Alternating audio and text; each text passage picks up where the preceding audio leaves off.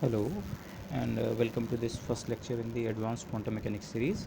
हम पहली यूनिट जो हमारी है स्कैटरिंग थ्योरी, उसकी अब एक सिस्टमेटिक स्टडी करते हैं। ओके, इनिशियली मैं कुछ क्लासिकल डिस्क्रिप्शन की बात करूंगा। इनफैक्ट इस पूरे कंटेंट को कवर करते हुए आगे भी हम क्लासिकल डिस्क्रिप्शन को कई बार वो करेंगे, वो रिमाइंड करने की कोशिश करेंगे, क्योंकि डिस्क्रिप्शन तो हमने क्वांटम मैकेनिकल करना है, क्वांटम मैकेनिकल स्कैटरिंग स्टडी करनी है, बट क्लासिकल आइडियाज़ को हम बीच बीच में इनकॉर्पोरेट करते रहेंगे। Okay, they will help understand हम कर क्या रहे हैं एक्चुअली।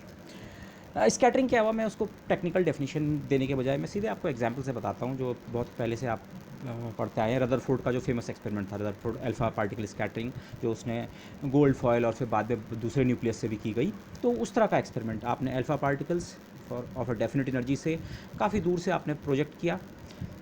ये न्यूक्लियस है, ठीक है। गोल्ड फॉयल के अंदर मल्टीपल न्यूक्लियस है, पर हम केवल एक न्यूक्लियस, एक स्कैटरिंग, जिसे हम स्कैटरिंग सेंटर कहेंगे, एक स्कैटरिंग सेंटर से स्कैटरिंग पे कंसंट्रेट कर रहे हैं। और ये पार्टिकल जब बहुत दूर है न्यूक्लियस से, तब तो ये अनअफेक्टेड रहता है, स्ट्रेट लाइन में से इस और अप्रोच कर रहा है। लेकिन जैसे जैसे ये स्कैटरिंग सेंटर के करीब आता है, जो रिपल्सिव फोर्स है, इस पर्टिकुलर केस में मैं इसे रिपल्सिव फोर्स मुझे पता है, लेकिन बाकी केसेस में ये पार्टिकल और ये पार्टिकल के बीच इंटरेक्शन के नेचर पे वो डिपेंड करेगा। But for the time being Rutherford scattering में अल्फा पार्टिकल भी पॉजिटिवली चार्ज, न्यूक्लियस भी पॉजिटिव चार्ज कंटेन करता है। तो ये रिपेल होके ग्रेजुअली अपना रास्ता चेंज करके या किसी डायरेक्शन में मूव कर जाता है। ओके, एग्जिट इस तरफ से इन यहाँ से वो, और एग्जिट यहाँ से हो गया।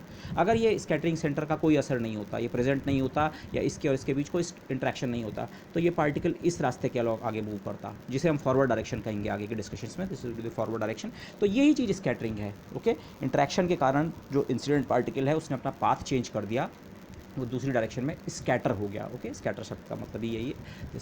तो ये हमारा स्कैटरिंग फिनोमिना है। ओके, लेकिन आप हमेशा स्कैटरिंग को रदरफोर्ड स्कैटरिंग ना सोचें। रदरफोर्ड स्कैटरिंग का एक बहुत पर्टिकुलर केस है। ओके, दिस रफली ये एक पार्टिकल आया। ओके, क्लासिकल नोशन में हम पार्टिकल की बात कर सकते हैं, क्वांटम मैकेनिकल में तो हम वेव फंक्शन के टर्म में बात करेंगे, बट वो पिक्चर हम नेक्स्ट लेक्चर में ही लाएंगे। अभी क्लासिकली ही बात करें। अच्छा, एक पार्टिकल आ रहा है, इंसिडेंट पार्टिकल आ रहा है, एक नहीं, वैसे ही पूरी बीम होती है, बट फॉर द टाइमिंग से एक पार्टिकल, और ये भी एक पार्टिकल है, न्यूक्लियस भी एक पार्टिकल है, लेकिन ये टारगेट पार्टिकल जो है ये रेस्ट पे है। ओके, और ये पार्टिकल मोशन करके आ रहा है, और ये इससे टकराने के बाद ये स्कैटर होकर निकल जाता है। यहाँ पे दो तीन चीज़ें इंपॉर्टेंट होंगी। एक तो हम ये न्यूक्लियस का मोशन जो है, या जो स्कैटरिंग सेंटर का मोशन जो है इन जनरल, इसको नेगलेक्ट कर देते हैं।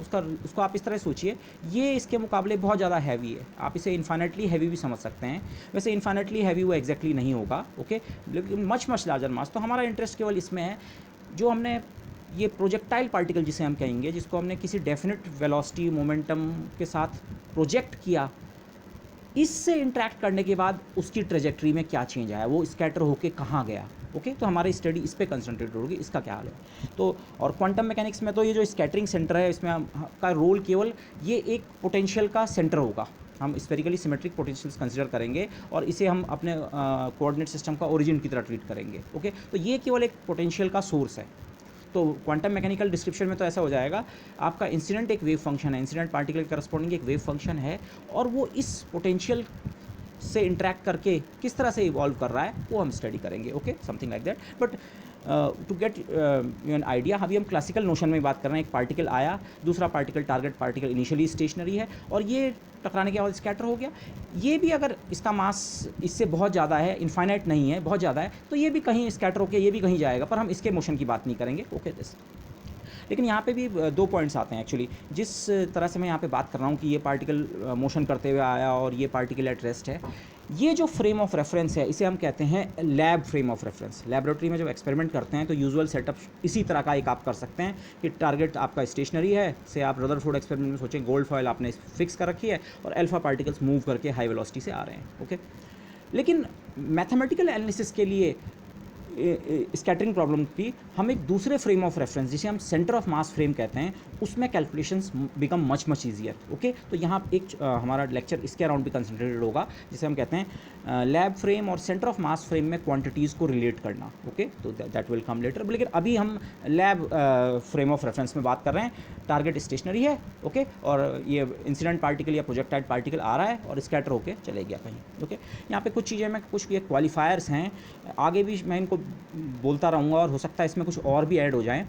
स्कैटरिंग जो आइडिया है, बेसिकली ये आप ही के कोर्स में या और जगह भी फिज़िक्स में बहुत जनरल आइडिया है, और इनफैक्ट ये स्कैटरिंग से ज़्यादा जनरल आइडिया है, जिसे हम कहते हैं रिएक्शन, न्यूक्लियर रिएक्शन या पार्टिकल लेवल पे जो रिएक्शन है। बेसिकली दो पार्टिकल्स आप सोचें, दो पार्टिकल टकराए और टकराने के बाद हो सकता है वो दोनों पार्टिकल्स स्कैटर होकर अलग अलग चले गए, जैसे यहाँ हो रहा है। इसकी स्कैटरिंग कम होती है पर ये भी स्कैटर हो रहा है। लेकिन ऐसा भी हो सकता है कि वो पार्टिकल्स की आइडेंटिटी चेंज हो जाए, दोनों पार्टिकल्स मर्ज होकर एक ही पार्टिकल बन जाएं, जैसे फ्यूज़न में होता है पॉसिबली, या एक पार्टिकल से दो पार्टिकल बन जाएं, या दोनों पार्टिकल्स की आइडेंटिटी चेंज हो जाए। तो ये सारे जो न्यूक्लियर रिएक्शन है, जनरल उसको आप जिसे हम न्यूक्लियर रिएक्शन टाइप की चीज़ें कहते हैं, स्कैटरिंग उसका एक आप छोटा पार्ट समझ सकते हैं। और स्कैटरिंग में भी हम बहुत स्पेशलाइज्ड तरह की, मोस्ट मैं शायद कहूँगा सिंपलेस्ट 3D स्कैटरिंग की बात करेंगे। 1D स्कैटरिंग आप पढ़ चुके हैं, उसको मैं नेक्स्ट लेक्चर में डिस्कस करूँगा 1D स्कैटरिंग का क्या मतलब है। बट 3D में जो सिंपलेस्ट स्कैटरिंग हो सकती है वो पॉसिबली हम स्टडी करने वाले हैं। सिंपलेस्ट क्यों है? एक तो हम शॉर्ट रेंज, हमारा जो पोटेंशियल होगा वो हम शॉर्ट रेंज का लेंगे। क्यों? ये शॉर्ट रेंज का क्या मतलब है, क्यों लेंगे, ये आगे क्लियर होगा।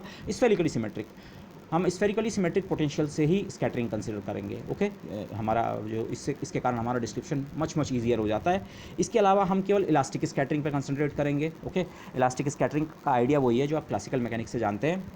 Very simply, kinetic energy conserved. Okay, तो इसका मतलब इंटरनल एनर्जी में कोई चेंज नहीं होता है। पार्टिकल्स के इंटरनल एनर्जी कंटेंट में काइनेटिक एनर्जी इंटरनल एनर्जी के साथ एनर्जी शेयर नहीं करती है इन सर्टेन सेंस। ओके, अगर आप इस इनफाइनाइट मास सिचुएशन को सोचें तो आप ऐसे सोच सकते हैं, अल्फा पार्टिकल जिस काइनेटिक एनर्जी से आया बहुत दूर से, बीच में वो पोटेंशियल से इंटरेक्ट कर रहा है, तो काइनेटिक एनर्जी और पोटेंशियल एनर्जी का टोटल सम कांस्टेंट रखते हुए काइनेटिक एनर्जी की वैल्यू कुछ चेंज होगी। बट जब ये यहाँ से इस पोटेंशियल के रीजन से फिर से बहुत दूर निकल जाएगा, जिसे हम कहेंगे एसिम्प्टोटिकली, तो अगेन इसकी एनर्जी उतनी होगी जिससे इसने स्टार्ट किया था। तो इलास्टिक स्कैटरिंग। और इसके अलावा हम जानते हैं कि एलिमेंट्री पार्टिकल्स के पास स्पिन भी होता है। इससे पहले जो हमने क्वांटम मैकेनिक्स पढ़ी है वहाँ हम स्पिन बाई हैंड इंट्रोड्यूस करते हैं, लेकिन इसी कोर्स में हम आगे पढ़ेंगे रिलेटिविस्टिक क्वांटम मैकेनिक्स, और डिराक इक्वेशन में हम देखेंगे ऑटोमेटिकली स्पिन की बात आती है। तो इस पार्टिकल्स के स्पिन से स्कैटरिंग पे फ़र्क पड़ता है, लेकिन अभी हम उस कॉम्प्लिकेशन में नहीं जाएंगे। हम जो स्कैटरिंग स्टडी करेंगे स्पिनलेस पार्टिकल, स्पिन का कोई कंसेप्ट हमारे लिए नहीं होगा। ओके, इसके अलावा नॉन रिलेटिविस्टिक, हम केवल नॉन रिलेटिविस्टिक स्कैटरिंग की बात कर रहे हैं। ओके, जब जो वेलोसिटीज़ इन्वॉल्व हैं वो लाइट की स्पीड से काफ़ी कम है। ओके, और इसके अलावा ये पॉइंट हम लास्ट में अलग से डिस्कस कर सकते हैं पॉसिबली, जब हम इस टॉपिक को अगली यूनिट या उससे नेक्स्ट यूनिट में स्टडी करेंगे। आइडेंटिकल पार्टिकल्स, जब आइडेंटिकल पार्टिकल्स की स्कैटरिंग होती है तब क्या होता है, एक छोटा सी टॉपिक है, बट इनिशियली हमारा स्टडी इसके अराउंड सेंटर्ड होगा। Potential, short range, spherically symmetric nature का, इलास्टिक स्कैटरिंग ऑफ स्पिनलेस पार्टिकल्स, और वो भी हम नॉन रिलेटिविस्टिक केस में देख रहे हैं। ओके, हो सकता है मैं कुछ क्वालिफायर्स अभी भूल रहा हूँ, ग्रेजुअली मैं ऐड भी कर सकता हूँ, सो रिमेंबर दिस। बट ये बहुत स्कैटरिंग का बहुत one of the simplest case जो 3 डायमेंशन में हो सकता है, हम वो स्टडी करने वाले हैं। ओके, अच्छा, अब थोड़ा एक्सपेरिमेंटल फ्रंट से मैच करने की कोशिश करते हैं। स्कैटरिंग तो जो हम स्टडी करना चाह रहे हैं क्या ये है। ओके, इनफैक्ट आप आज की डेट में जो फंडामेंटल फिजिक्स में जिस तरह के एक्सपेरिमेंट्स होते हैं पार्टिकल फिजिक्स में, वो सारे स्कैटरिंग एक्सपेरिमेंट्स ही हैं फंडामेंटली। आप एक एलिमेंट्री पार्टिकल को दूसरे एलिमेंट्री पार्टिकल या कंपोजिट पार्टिकल से टकरा के, और फिर जो स्कैटरिंग के बाद जो मिल रहा है आपको, ओके, वो देखते हैं। कोई जरूरी नहीं वहाँ पे स्कैटरिंग हो, वहाँ पे न्यूक्लियर रिएक्शंस भी हो सकती हैं, पर इस तरह के एक्सपेरिमेंट्स किए जाते हैं। आप ये बॉम्बार्डिंग टाइप वाली चीज़ जो है, प्रोजेक्टाइल्स को आप किसी टारगेट पे बॉम्बार्ड कर रहे हैं। LHC आप जानते हैं, ओके, लार्ज हैड्रॉन कोलाइडर जो है, जहाँ पे हिग्स बोसॉन की खोज कुछ साल पहले हुई है, या और भी जो हमारे कोलाइडर्स हैं, वहाँ इसी तरह के एक्सपेरिमेंट्स होते हैं। स्कैटरिंग के अलावा वहाँ रिएक्शंस भी होती हैं, बट मोर और less something like this. Okay, scattering experiment, आप रदरफोर्ड एक्सपेरिमेंट पर ध्यान कीजिए। रदरफोर्ड के टाइम से पहले तो न्यूक्लियस का पता भी नहीं था। एक्सपेरिमेंट ने, स्कैटरिंग एक्सपेरिमेंट के रिजल्ट ने बैकवर्ड इंटरपोलेशन से बताया कि हाँ, न्यूक्लियस जैसी चीज़ होनी चाहिए, सारा मास सेंटर में कंसंट्रेटेड और वहाँ बहुत ज़्यादा पॉजिटिव चार्ज वगैरह वगैरह वगैरह। मतलब यहाँ जो है, यहाँ अंदर जो है उसका नेचर पता लगता है स्कैटरिंग एक्सपेरिमेंट से। तो यही आइडिया आज भी फॉलो कर रहा है। स्कैटरिंग एक्सपेरिमेंट का आइडिया यही है, जो हमारा जहाँ से स्कैटरिंग हो रही है, और क्वांटम मैकेनिक्स में जहाँ से स्कैटरिंग हमारी होगी उसका मतलब होगा एक पोटेंशियल, और वो पोटेंशियल होगा शॉर्ट रेंज। शॉर्ट रेंज का मतलब क्वालिटेटिवली आप ये समझ लीजिए, उस पोटेंशियल का असर कुछ ही दूर तक है, इन्फिनिटी तक नहीं है, कुछ दूर तक। और यूजुअली वो दूरी आप सोच सकते हैं न्यूक्लियर डायमेंशन की। न्यूक्लियर डायमेंशन आप जानते हैं फर्मी के ऑर्डर की होती है। तो हम शॉर्ट रेंज, जब मैं पोटेंशियल कह रहा था उसका मतलब यही था, ये स्कैटरिंग जो सेंटर है ये एक्चुअली एक पोटेंशियल कॉज कर रहा है, लेकिन वो पोटेंशियल सारे रीजन में नहीं है, इन्फिनिटी तक नहीं है, वो पोटेंशियल किसी रेंज में है, ओके। और वो मैथमेटिकली उस रेंज का मतलब क्या है वो हम क्वांटिफाई कर लेंगे, बट ये, लेकिन ये पोटेंशियल का एग्जैक्ट नेचर हमें पता नहीं है। ये पार्टिकल इस के साथ, ये यहाँ पे जो पोटेंशियल है इसके और इसके इंटरेक्शन का, उस पोटेंशियल का नेचर हमें नहीं पता। तो उसी नेचर को पता करने के लिए हम स्कैटरिंग टाइप एक्सपेरिमेंट करते हैं। आप कोई पार्टिकल है, प्रोजेक्टाइल, कोई जरूरी नहीं अल्फा पार्टिकल, कोई और प्रोजेक्टाइल, आपने इंसिडेंट पार्टिकल लिया, प्रोजेक्टाइल जो कि कंट्रोलेबल है। कंट्रोलेबल का मतलब आप इसकी डायरेक्शन कंट्रोल कर सकते हैं। डायरेक्शन तो हम यही रखेंगे, इसको जिस डायरेक्शन में जाएगा उसे जेड डायरेक्शन कहेंगे, बट आप इसकी स्पीड, मोमेंटम, एनर्जी को कंट्रोल कर सकते हैं। ये इसके फ्लक्स को कंट्रोल कर सकते हैं। फ्लक्स मतलब हम एक पार्टिकल नहीं फेंकते हैं, बंच ऑफ पार्टिकल्स फेंकते हैं। तो ये हमारे कंट्रोल में है एक्सपेरिमेंट में, ये इंसिडेंट पार्टिकल। और ये हम रेंज ऑफ पोटेंशियल से बहुत दूर से स्टार्ट कर रहे हैं। बहुत दूर से स्टार्ट करने का मतलब ये है, यहाँ पे जो हमारे प्रोजेक्टाइल की जो इनिशियल स्टेट है उस पर इस पोटेंशियल का अभी कोई असर नहीं है। हमने जिस मोमेंटम और जिस एनर्जी से उन्हें प्रिपेयर किया है वो उस एनर्जी से चल रहे हैं। हाँ, जब ये इस पोटेंशियल के करीब आ जाते हैं, इससे इंटरेक्ट करने लगते हैं, तब क्वांटम मैकेनिक्स के लिहाज से बोलें वेव फंक्शन चेंज होता है, या क्लासिकल के लिहाज से भी आप सोचें, अभी ये पार्टिकल माना इस डायरेक्शन में जा रहा है, अल्फा पार्टिकल और ये गोल्ड न्यूक्लियस, तो अभी ये इससे इतना दूर है कि फोर्स नेग्लिजिबल है। अब यहाँ पे कूलाम फोर्स के साथ एक इशू भी आता है। Coulomb force infinite range force है, वो शॉर्ट रेंज फोर्स नहीं है। बट से मैं एग्जांपल के लिए उसी को ले रहा हूँ। जब ये पार्टिकल इससे बहुत दूर है, अल्फा पार्टिकल, तो अभी उसने इसके असर को महसूस करना शुरू नहीं किया, तो वो उसके काइनेटिक एनर्जी या उसके मोशन पे कोई फ़र्क नहीं है। पर जैसे जैसे वो इसके करीब आता है, इसकी रेंज में आ रहा है सो टू से, तो वो डिफ्लेक्शन फील करता है। हाँ, रिपल्सिव फोर्स के कारण डिफ्लेक्ट हुआ, डिफ्लेक्ट हुआ, डिफ्लेक्ट हुआ। लेकिन एक बार वो काफ़ी दूर निकल गया, फिर यहाँ से डिफ्लेक्ट होते होते इसकी रेंज से, तो फिर अब उसका डिफ्लेक्शन रुक जाएगा और फिर से वो एक स्ट्रेट लाइन को ऑप्ट करेगा। तो जो हम लैब में जो हम एक्सपेरिमेंटल सेटअप करते हैं, इसका पार्टिकल्स हमारे एसिम्प्टोटिकली स्टार्ट करते हैं। एसिम्प्टोटिकली मतलब large distance from the scattering centre, और उनका जो हम ऑब्जर्वेशन करते हैं वो भी large distance from the scattering centre करते हैं। लार्ज का मतलब ये नहीं है आप कई किलोमीटर दूर खड़े हों नेसेसरली। मैंने कहा जो पोटेंशियल्स को हम स्टडी करते हैं लैब में, उनकी रेंज न्यूक्लियर डायमेंशंस की होती है, फर्मी के ऑर्डर की, या फर्मी से 10 गुना या 100 गुना या 1000 गुना भी हो। तो अगर आप 1 फर्मी या 1000 फर्मी की भी बात कर रहे हैं, तो अगर आपका इंसिडेंट पार्टिकल 1 सेंटीमीटर की दूरी से भी आता है, 1 सेंटीमीटर, तो वो दूरी भी इस रेंज के मुकाबले बहुत लार्ज है। तो जब मैं ये कह रहा हूँ पार्टिकल हमारा इन्फिनिटी से आ रहा है, इन्फिनिटी से आने का मतलब पोटेंशियल जिस रेंज में इफेक्टिव है उसके मुकाबले बहुत दूर से आ रहा है, तो इनिशियली उसके वेव फंक्शन या उस पार्टिकल के मोशन पर इसका कोई असर नहीं है। और जब ये यहाँ से स्कैटर हो, इसकी रेंज में आएगा, उस पर स्कैटरिंग का असर उस समय होगा। लेकिन एक बार ये यहाँ से काफ़ी दूर निकल जाएगा, और काफ़ी दूर का मतलब फिर से अगर ये न्यूक्लियर डायमेंशंस की बात हो रही है, 1 आध सेंटीमीटर दूर भी बहुत है, उतनी दूर निकल जाएगा, तो उसके बाद स्कैटरिंग ने जितना असर कॉज करना था वो कर चुका है, अब वो स्ट्रेट लाइन में मूव करेगा। ओके, तो जो यहाँ पे जो हम स्टडी करते हैं, चाहे हमारा प्रोजेक्टाइल है, चाहे हमारा जो डिटेक्टर, ये एक मैंने डिटेक्टर दिखाने की कोशिश की है। ये जो स्कैटर्ड पार्टिकल हैं, इनके लिए हमारे पास कोई डिटेक्टर होगा इस लोकेशन पे। इस डिटेक्टर को आप सारी डायरेक्शंस में मूव कर सकते हैं स्कैटरिंग सेंटर के चारों ओर, जिस तरह से रदरफोर्ड ने किया था। सारे डायरेक्शंस में स्कैटरिंग मेजर की थी, फॉरवर्ड डायरेक्शन में कितनी स्कैटरिंग हो रही है, 10 डिग्री पे कितनी हो रही है, 20 पे, 30 पे, 90 पे और 180 पे।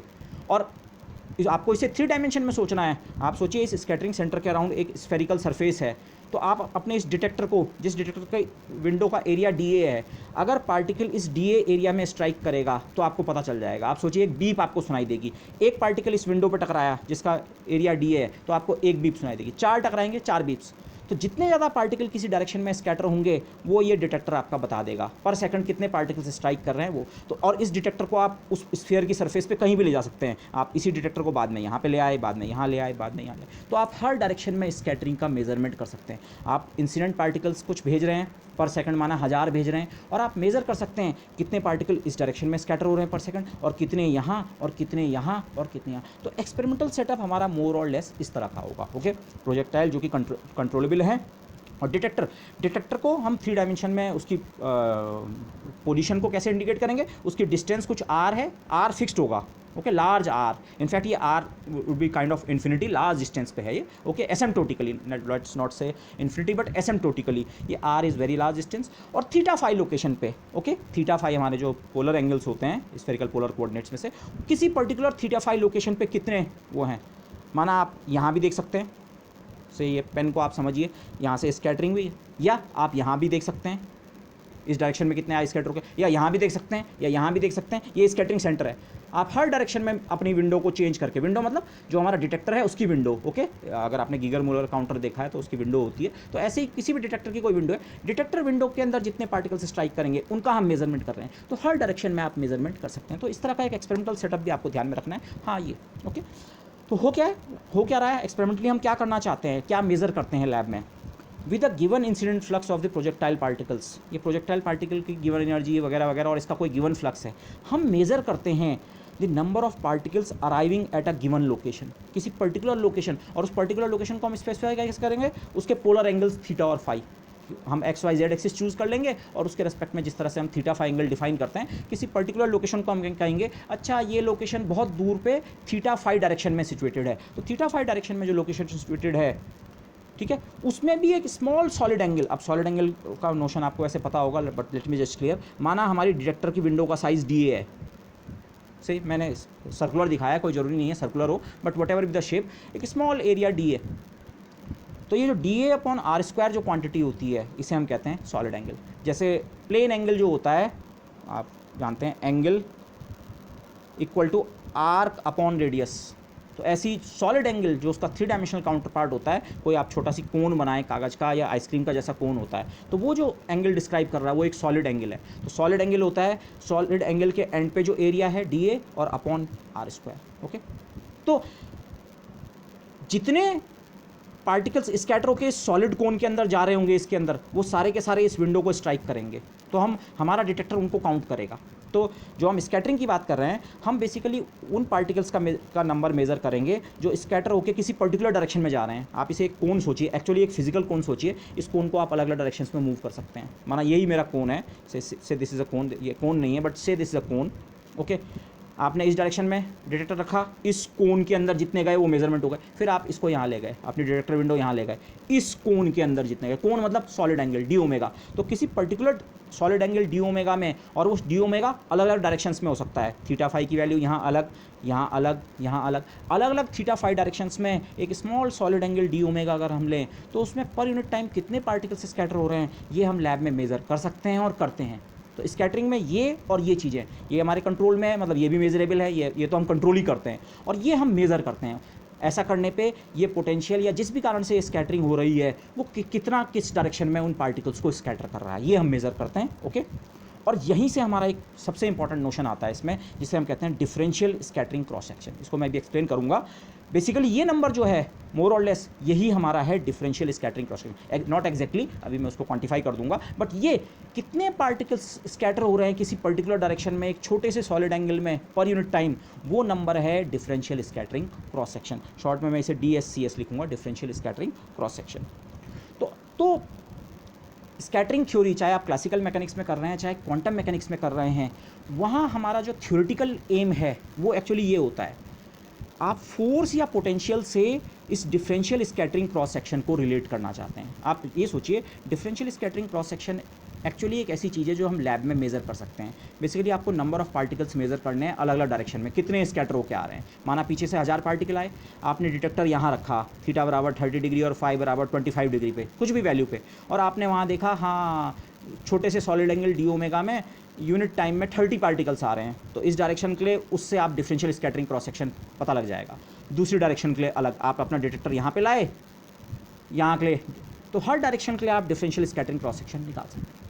तो जो थ्योरेटिकली अब जो हम करना चाहते हैं, चाहे हम क्लासिकल मैकेनिक्स में करते हैं, क्लासिकल मैकेनिक्स में हम फोर्स के टर्म में बात करते हैं, क्वांटम मैकेनिक्स में हम पोटेंशियल के टर्म में डिस्क्रिप्शन करेंगे। फोर्स या पोटेंशियल से हम इस डिफरेंशियल स्कैटरिंग क्रॉस सेक्शन को कनेक्ट करना चाहते हैं, थ्योरेटिकली ये कनेक्शन एस्टैब्लिश करना चाहते हैं, चाहे क्लासिकल में करें चाहे क्वांटम में। और क्यों हम ये करना चाहते हैं, अब आप इसे रिवर्स में सोचिए।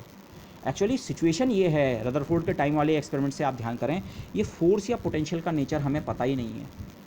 न्यूक्लियस में हमें न्यूक्लियस ही नहीं पता था और उसके अंदर पॉजिटिव चार्ज है और ये सब नहीं पता था, ये कुछ नहीं पता है कि वो आने वाले अल्फा पार्टिकल पे फोर्स लगा रहा है। लेकिन हमने लैब में differential scattering cross section measure किया और फिर क्योंकि हमें कनेक्शन मैथमेटिकली हम जो बना पा रहे थे उससे पता लगा, अरे ये फोर्स है, ये तो कूलाम्बिक फोर्स है। कूलाम्बिक फोर्स मतलब 1/r² का force, repulsive force, alpha particle पे रिपल्सिव फोर्स लग रहा है, इसका मतलब सेंटर में चार्ज है या वॉटएवर जो भी इंटरप्रिटेशन था। तो वही आइडिया अभी भी है। ये जो मैंने यहाँ पे शेडिंग की थी इसको हम कई बार ब्लैक बॉक्स पिक्चर कहते हैं। ये यहाँ स्कैटरिंग सेंटर क्या पोटेंशियल कॉज कर रहा है, किस तरह से वो स्कैटरिंग कर रहा है, ये अभी एक ब्लैक बॉक्स है, ये इन्फॉर्मेशन हमारे पास नहीं है। और स्कैटरिंग एक्सपेरिमेंट से हम इसके बारे में आइडिया लगाना चाहते हैं, इस पोटेंशियल के नेचर को पता करना चाहते हैं। तो हम लैब में differential scattering cross section measure कर सकते हैं, डिटेक्टर को अलग अलग पोजीशन में ले जाइए, वो बेसिकली आपको डिफरेंशियल स्कैटरिंग क्रॉस सेक्शन देगा। और थ्योरी जो इस लेक्चर में, इस यूनिट में हम जो डेवलपमेंट्स करने वाले हैं, उससे हम डिफरेंशियल स्कैटरिंग क्रॉस सेक्शन को पोटेंशियल से रिलेट करेंगे। तो फिर ये इसकी जानकारी जो कि हम एक्सपेरिमेंटली मेज़र कर पा रहे हैं, उससे हमें पोटेंशियल का कुछ आइडिया मिलेगा। मैं ये तो नहीं कहूँगा आप एग्जैक्टली पोटेंशियल को डिटरमिन कर पाएंगे, लेकिन वी के बारे में, नेचर के बारे में हमें चीज़ें पता लग सकती हैं। So this is what we are trying to do over here. हम ये थ्योरेटिकल कनेक्शन इस्टेब्लिश करना चाह रहे हैं कि ये इसका और इसका कनेक्शन क्या होगा। ओके दिस अच्छा, मैं इनिशियली और बाद में भी क्लासिकल स्कैटरिंग की बार बार बात करूंगा। Okay, classical scattering actually deterministic होती है, हम जनरली भी कहते हैं क्लासिकल मैकेनिक्स डिटर्मिनिस्टिक है। ओके, इनिशियल कंडीशंस पता हैं तो जो फाइनल आउटकम होने वाला है वो पहले ही प्रिडिक्टेड है। ओके, इन पर्टिकुलर मैं स्कैटरिंग की बात करूं और उसमें भी रदरफोर्ड स्कैटरिंग को मैं हम अपना एग्जांपल लेंगे। रदरफोर्ड स्कैटरिंग में अगर आपको इंसिडेंट पार्टिकल्स की एनर्जी पता है और उनका इम्पैक्ट पैरामीटर पता है, तो इम्पैक्ट पैरामीटर मतलब perpendicular distance from the centre of scattering, आगे फिगर में क्लियर हो जाएगा अगर आपको अभी क्लियर नहीं है। लेकिन अगर ये दो चीज़ें आपको पता हैं तो आप पहले ही बता सकते हैं ये पार्टिकल स्कैटर होकर कहाँ जाने वाला है। ओके, तो क्लासिकली जो पाथ है जिसे हम ट्रेजेक्ट्री कहते हैं, पार्टिकल की ट्रेजेक्ट्री इन दो से फिक्स हो जाती है, किस एनर्जी का पार्टिकल है और उसका इम्पैक्ट पैरामीटर क्या है। ओके, क्वांटम मैकेनिकली आप ट्रेजेक्ट्री की बात कर ही नहीं सकते हैं, क्वांटम मैकेनिक्स में तो हमें वेव फंक्शन के टर्म में इंटरप्रिटेशन करना पड़ेगा, वहाँ ट्रेजेक्ट्री का नोशन ही खत्म हो जाता है। बट स्टिल फिगर वगैरह बनाते हुए हम क्लासिकली ट्रेजेक्ट्री के डायग्राम भी बना सकते हैं या और चीज़ें भी, और कई अन्य आइडिया भी हम क्लासिकल से बोरो करते रहेंगे ताकि हम क्वालिटेटिवली अंडरस्टैंड कर सकें, या कई टर्म्स जो हम डिफाइन भी करेंगे उनको समझने के लिए। जैसे डिफरेंशियल स्कैटरिंग क्रॉस सेक्शन है, क्लासिकल मैकेनिक्स में इस नोशन को हम समझ लेंगे और क्वांटम मैकेनिक्स में उस पिक्चर को माइंड में रखेंगे। क्वांटम मैकेनिक्स में डायरेक्टली उस पिक्चर का उस तरह से सेंस नहीं बनता है, पर फिर भी वो पिक्चर हमें हेल्प करेगी। Okay, so this is the idea. तो अब कुछ सेटअप या डेफिनेशंस हैं बेसिकली क्लासिकल की, और फिर क्वांटम से भी मिक्स करता रहूँगा। कुछ चीज़ें सीधे कैरी हो जाएंगी, कुछ चेंज करके कैरी होंगी, but let's see. Okay, basic notion ये है, पहले हमारा इसे आप एक्सपेरिमेंटल सेटअप ही समझ लें। अगर ये स्कैटरिंग सेंटर है, मैंने इसे रेड में बनाया बाद में, रेड कलर के पॉइंट्स जो हैं ये स्कैटरिंग सेंटर हैं। ये बेसिकली आप इसे इमोबाइल टारगेट समझ लीजिए, इसका मास इतना ज़्यादा है, इनफाइनाइट मास या वेरी हैवी मास, कि ये अपनी जगह से मूव नहीं होने वाला है। ओके, फिक्स, या इसे आप सोच सकते हैं this is the fix centre of the short range force. Quantum mechanics में ये इसका काम केवल होगा एक शॉर्ट रेंज फोर्स प्रोवाइड करना, बल्कि शॉर्ट रेंज मुझे पोटेंशियल लिखना चाहिए था, क्वांटम मैकेनिक्स में तो फोर्स नहीं पोटेंशियल की बात होती है, लेकिन वो फोर्स या पोटेंशियल की रेंज क्या है, शॉर्ट रेंज है। ओके, छोटे से रीजन में वो इफेक्टिव है। ओके, तो इसका काम केवल ये है, और इसे आप इनफाइनाइट मास भी सोच सकते हैं कोई, लेकिन ज़रूरी नहीं है इनफाइनाइट मास का हो, क्योंकि अगर ये इनफाइनाइट मास का होगा तो फिर सेंटर ऑफ मास मोशन वगैरह में आप देखेंगे वो वहाँ पे इशू आएगा। ओके, बट ये very heavy compare to this, let's me at least say this. और ये जो हमारा इंसिडेंट पार्टिकल है जिसको हम प्रोजेक्टाइल कहेंगे, और ये एक पार्टिकल नहीं होगा, ये एक्चुअली पूरी एक बीम होगी, beam of particles. Quantum mechanics में हमारा एक प्लेन वेव फंक्शन बनेगा। ओके, और ये पार्टिकल्स क्या हैं, इनका डेफिनेट मोमेंटम है, ये सारे पार्टिकल्स की एक डेफिनेट मोमेंटम या डेफिनेट काइनेटिक एनर्जी है इनिशियल। ये इतनी दूर से स्टार्ट कर रहे हैं, इसके पोटेंशियल का अभी यहाँ कोई असर नहीं है। से आप इनके सोचिए, इनके बीच रिपल्सिव फोर्स है, कोई जरूरी नहीं है रिपल्सिव हो, अट्रैक्टिव भी हो सकता है किसी और केस में, पर अगर ये रिपल्सिव फोर्स है तो ये धीरे धीरे इसको स्लो करेगा। लेकिन जब तक ये पार्टिकल बहुत दूर है, जहाँ पे हमने इसे इनिशियली लॉन्च किया है एसिम्प्टोटिकली बहुत दूर, ऑलमोस्ट एज एट इन्फिनिटी पे लॉन्च किया है, तो वहाँ इसकी काइनेटिक एनर्जी पे अभी कोई फ़र्क नहीं पड़ रहा है। और ये सारे पार्टिकल्स पूरी बीम में जो हैं, सबकी मोमेंटम की वैल्यू सेम है, सेम डायरेक्शन में मूव कर रहे हैं, सेम मोमेंटम की वैल्यू है, और मोमेंटम हमारे नॉन रिलेटिविस्टिक है, रिमेंबर दिस, हम नॉन रिलेटिविस्टिक डिस्ट्रीब्यूशन कर रहे हैं। Okay, so these particles start very far, very far का मतलब अगेन पोटेंशियल की जो रेंज है, अभी हमने रेंज को भी क्वांटिफाई नहीं किया है, बट से ये है पोटेंशियल की रेंज, ये इतनी रेंज में पोटेंशियल का असर होता है, तो उससे बहुत दूर से स्टार्ट कर रहा है, ताकि शुरुआत में इसके चीज़ों के बारे में हमें सब कुछ पता है। हाँ, जब ये पोटेंशियल से इंटरेक्ट करेगा, क्योंकि पोटेंशियल का नेचर तो हमें पता ही नहीं है, तो फिर हमें ये पता नहीं है कि यहाँ पे आके इसके मोमेंटम के क्या हाल हो रहे हैं, तो हमें बहुत दूर पे इसकी स्थिति पता है। और जब ये स्कैटर होकर फिर से बहुत दूर निकल जाएगा, वहाँ पर हमारा डिटेक्टर इसे पकड़ के बता देगा हाँ ये पार्टिकल यहाँ मिला, तो हमें एसिम्प्टोटिकली इसकी सिचुएशन पता होगी, लेकिन बीच के रीजन में, ब्लैक बॉक्स रीजन में क्या हो रहा है वो हमें पता नहीं है। ओके, तो the projectile particle starts very term for the scattering centre. और क्वांटम मैकेनिक्स में बेसिकली ये हम कहेंगे ये इंसिडेंट पार्टिकल्स, क्योंकि डेफिनेट मोमेंटम के particles correspond to plane waves, तो ये बेसिकली हमारे प्लेन वेव्स होंगी। Okay this. अच्छा, अब इस फिगर को मैं यहाँ पे मल्टीपल फिगर्स की मदद से कुछ समझाने की कोशिश कर रहा हूँ, इसका एक आइडिया देने की कोशिश कर रहा हूँ। ये बीम ऑफ पार्टिकल्स हैं आपकी, ये एक पार्टिकल नहीं है, बीम ऑफ पार्टिकल्स, और ये स्कैटरिंग सेंटर। ये पॉइंट, मुझे पॉइंट दिखाना चाहिए था पर मैंने क्लैरिटी के लिए थोड़ा बड़ा दिखाया है। ये आपका स्कैटरिंग सेंटर है। एक पर्टिकुलर बीम को आप पकड़ लें, क्लासिकली आप सोचें ये बीम की ट्रेजेक्ट्री है, अभी बहुत दूर है, अभी इसका कोई असर नहीं, लेकिन जब ये काफ़ी क्लोज आ गया, रेंज में आ गया, तो सेम माना फोर्स रिपल्सिव है, तो इस रिपल्सिव फोर्स ने इसकी ट्रेजेक्ट्री को चेंज किया, अभी भी ट्रेजेक्ट्री चेंज हो रही है, फिर चेंज, यहाँ से और चेंज, यहाँ से और डिफ्लेक्शन, लेकिन इस पॉइंट के बाद इसका पाथ फिर से स्ट्रेट लाइन हो गया, क्योंकि अब ये फिर से पोटेंशियल की रेंज से क्या निकल गया बाहर, straight line, black box region, वहाँ डिफ्लेक्शन वगैरह जो भी हो रहा है, पोटेंशियल का असर, फोर्स का असर जो भी है, और बाद में फिर से स्ट्रेट लाइन। तो हम इस तरह के फिगर बराबर बनाएंगे, हाँ ये ओके। लेकिन ये फिगर कभी कभी ऐसे भी हो सकता है, रिमेंबर दिस, अट्रैक्टिव भी हो सकता है पोटेंशियल।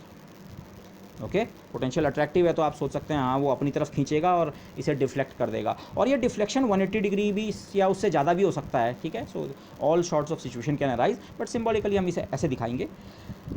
जो the particles start asymptotically, asymptotic का मतलब है at very large distance from the scattering centre, start भी यहाँ पे होंगे, और जब हम उन्हें डिटेक्ट करेंगे, ऑब्जर्वेशन जो है उनका वो भी क्या होगा, एसिम्प्टोटिकली। ये जो हमने रेड ये दिखाया है सर्किल टाइप का, इसे आप सोचिए ये हमारी डिटेक्टर की विंडो है। हमारा डिटेक्शन का एपरेटस जितना भी बड़ा हो उसकी एक डेफिनेट विंडो होगी, उस विंडो पे जितने पार्टिकल्स स्ट्राइक करेंगे हम उनको ऑब्जर्व कर पाएंगे। 4 किए, 10 किए, 20 किए, 0 किए, कितने पार्टिकल्स इस विंडो पे स्ट्राइक कर रहे हैं। और ये एपरेटस मैं मूव कर सकता हूँ, इस विंडो को मैं यहाँ भी रख सकता हूँ, और यहाँ भी, और यहाँ भी, और यहाँ भी। एक स्फीयर जिसका रेडियस r है, यहाँ से यहाँ तक की डिस्टेंस, उस स्फीयर की सरफेस पे मैं उस डिटेक्टर को कहीं भी प्लेस कर सकता हूँ। ओके, तो यहाँ पे सबसे पहली चीज़ आती है scattering angle, angle of scattering. ये इंसिडेंट बीम, अगर ये स्कैटरिंग नहीं होती तो इसने यहाँ चले जाना था ये, और जो हमारी लास्ट में डिटेक्टर पे जो पार्टिकल ऑब्जर्व हुआ, अगर वहाँ से आप इस लाइन को पीछे की तरफ ट्रेस करें, ये lines, it becomes something like this. तो ये जो एंगल है, इंसिडेंट डायरेक्शन से ये पार्टिकल कितना डिफ्लेक्ट हो गया, इसका डिफ्लेक्शन एक झटके में नहीं हुआ है कि यहाँ पे एकदम से ऐसे मुड़ गया, ऐसा नहीं हुआ है। इसका एक्चुअल पाथ शायद ऐसा था, क्लासिकली मैं पाथ की बात कर सकता हूँ, इसका पाथ ऐसा था। क्वांटम मैकेनिकली तो मैं पाथ की भी बात नहीं कर पाऊँगा, पर वहाँ पे भी ये नोशन रह सकता है। जब पार्टिकल बहुत दूर है, उसका डेफिनेट मोमेंटम आपको पता है इस डायरेक्शन में है, और जब वो बहुत दूर पे ऑब्जर्व हुआ तभी भी आपको उसकी डायरेक्शन पता है, वो किस डायरेक्शन से आता हुआ लग रहा है। तो इन दो डायरेक्शंस के बीच का जो एंगल है ये है थीटा स्कैटरिंग, इस द स्कैटरिंग एंगल। बाद में मैं इसके साथ ये SC जो हमने वो नॉमेनक्लेचर लगाया है नहीं लगाएंगे, थीटा का मतलब ये हमारा स्कैटरिंग एंगल होगा। ओके, इंसिडेंट बीम डायरेक्शन से हमारा पार्टिकल कितना डिफ्लेक्ट हो गया। पर एक्चुअली ये स्कैटरिंग 3 डायमेंशन में है, तो मुझे एक एंगल फाई भी लेना है अभी, बट बाद में हम फिर देखेंगे फाई का रोल हमारे केस में ख़त्म हो जाता है। स्फेरिकली सिमेट्रिक पोटेंशियल के लिए थीटा से ही स्कैटरिंग को हम डिस्क्राइब कर लेंगे। तो ये सिनेरियो है हमारा स्कैटरिंग का। ओके, अब यहाँ पे हम डिफरेंशियल स्कैटरिंग क्रॉस सेक्शन को की डेफिनेशन दे रहे हैं। क्या होता है डिफरेंशियल स्कैटरिंग क्रॉस सेक्शन, जिसको मैं यहाँ पे आपको ऐसे कह रहा था, बेसिकली कितने पार्टिकल्स यहाँ डिटेक्ट हुए वो होता है, लेकिन वो नहीं, वो एक रेशियो होता है। वो क्या रेशियो है, सबसे पहले मैं एक कैपिटल N एक क्वांटिटी डिफाइन कर रहा हूँ, इसको मैं रफली इंसिडेंट फ्लक्स कहूँगा, लेकिन इसका पूरी डेफिनेशन मैंने यहाँ पे लिखी है, नंबर ऑफ इंसिडेंट पार्टिकल्स पर unit area per unit time. जो इंसिडेंट बीम है ये बीम यूनिफॉर्म है। यूनिफॉर्म आप ऐसे सोचिए, मतलब कहीं पे भी आप इसका यूनिट क्रॉस सेक्शन अगर लें रास्ते में तो उसमें बराबर नंबर ऑफ पार्टिकल्स एंटर करते हैं। ऐसा नहीं कि यहाँ पार्टिकल ज़्यादा डेंस है और यहाँ कम है और ज़्यादा, एक यूनिफॉर्म बीम आपकी आ रही है। तो उस यूनिफॉर्म बीम के रास्ते में परपेंडिकुलरली अगर आप यूनिट एरिया प्लेस कर दें, एक छोटी सी विंडो सोचें आप, ठीक है, तार का एक फ्रेम, तो इस तार के फ्रेम के अंदर से जिसका यूनिट एरिया है, यूनिट टाइम में जितने पार्टिकल्स इंसिडेंट बीम के क्रॉस हो रहे हैं वो है N, इंसिडेंट फ्लक्स इसे हम कहेंगे, इंसिडेंट बीम का फ्लक्स। ओके, इतने पार्टिकल्स, ये है कैपिटल N। और सिमिलरली ये जो मेरा डिटेक्टर है जिसकी विंडो का साइज़ माना DA है, ओके, और इसकी डिस्टेंस यहाँ से माना R है स्कैटरिंग सेंटर से। अब ये डिस्टेंस और ये डिस्टेंस को मैं ऑलमोस्ट सेम मानूंगा, ओके, इसमें मैं नहीं जाना चाहता हूँ, बट ये डिस्टेंस माना स्कैटरिंग सेंटर से इसकी R है। तो ये जो स्मॉल सॉलिड एंगल डिस्क्राइब कर रहा है माना वो है d omega. Let me again draw it over here. ये मेरा स्कैटरिंग सेंटर है और यहाँ कहीं एसिम्प्टोटिकली मेरी डिटेक्टर की विंडो है। तो ये सॉरी ये स्ट्रेट लाइन नहीं बनी, बट ये जो सॉलिड एंगल बन रहा है इस सर्किल के सारे पॉइंट्स को यहाँ ज्वाइन कीजिए, एक कोन टाइप का बनेगा, स्मॉल सॉलिड एंगल जिसको मैं डी ओमेगा से रिप्रेजेंट कर रहा हूँ। ये डी ओमेगा मैथमेटिकली होता है अगर ये है एरिया है डी ए और अगर ये डिस्टेंस आर है अपॉन आर स्क्वायर। ओके, तो अब स्मॉल एन मैंने एक क्वांटिटी ली है और ये थीटा फाई पे डिपेंड करेगी, इसको तब देखते हैं थीटा फाई पे क्यों। ये है नंबर ऑफ पार्टिकल्स डिटेक्टेड, या डिटेक्ट मतलब स्कैटर्ड, कितने पार्टिकल स्कैटर होके इस डायरेक्शन में जा रहे हैं। कौन सी डायरेक्शन में? ये वाला जो हमने इस समय अपना डिटेक्टर रखा हुआ है ना, ये इंसिडेंट बीम के साथ थीटा और फाई डायरेक्शन में है। थीटा तो यहाँ से आपको क्लियर हो रहा था, फाई कौन सा एंगल है, 3 डायमेंशन में हमें एक और एंगल फाई की जरूरत पड़ती है। ये मैं आगे वाले फिगर्स में क्लियर करूँगा, लेकिन आप उसे ऐसे सोच सकते हैं, ये डिटेक्टर की विंडो माना इसके पेन के एंड पे लगी है, ये मेरा वो कोन है डी ओमेगा सॉलिड एंगल का कोन, तो ये कोन यहाँ पे भी हो सकता है और यहाँ भी हो सकता है और यहाँ भी हो सकता है और यहाँ भी हो सकता है और यहाँ भी हो सकता है। तो ये अलग अलग डायरेक्शंस का मतलब क्या है, इनके लिए थीटा और फाई की वैल्यू अलग अलग है। तो यहाँ पे हम कहेंगे हम कौन सी वाली स्कैटरिंग स्टडी कर रहे हैं किसी पर्टिकुलर समय, थीटा फाई डायरेक्शन वाली स्कैटरिंग। मतलब मेरा जो डिटेक्टर है या जो हम स्कैटर्ड पार्टिकल्स का ऑब्जर्वेशन कर रहे हैं वो कहेंगे हम थीटा फाई डायरेक्शन में ऑब्जर्वेशन कर रहे हैं। तो इस समय ये सॉलिड एंगल तो डी ओमेगा ही हमेशा, पर वो डी ओमेगा सॉलिड एंगल कहाँ सिचुएटेड है, थीटा फाई वाली डायरेक्शन में। ओके, थीटा फाई डायरेक्शन में एक स्मॉल सॉलिड एंगल हमारा है डी ओमेगा।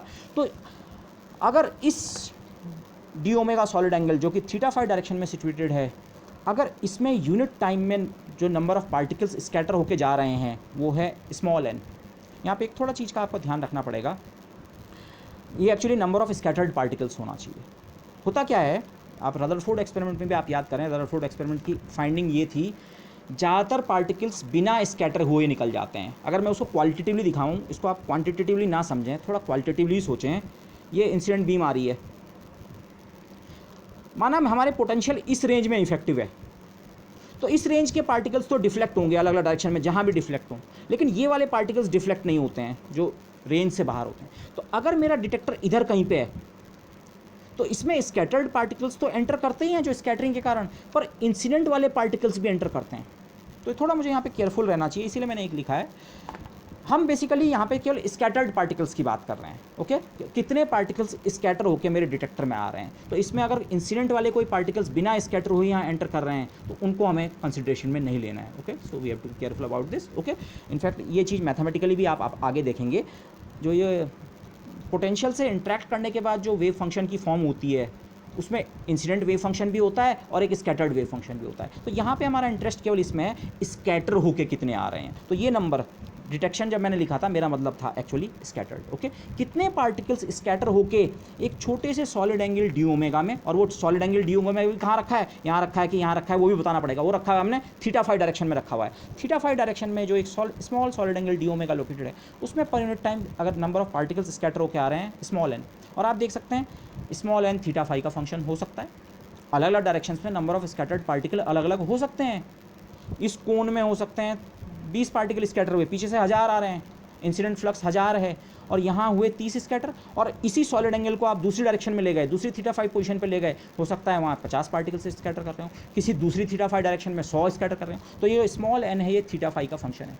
ओके, तो मैंने 2 नंबर्स डिफाइन किए, कैपिटल एन जो इंसिडेंट पार्टिकल्स के फ्लक्स से रिलेटेड है, और ये जो है, लेकिन दोनों की डेफिनेशन में स्लाइटली अंतर है।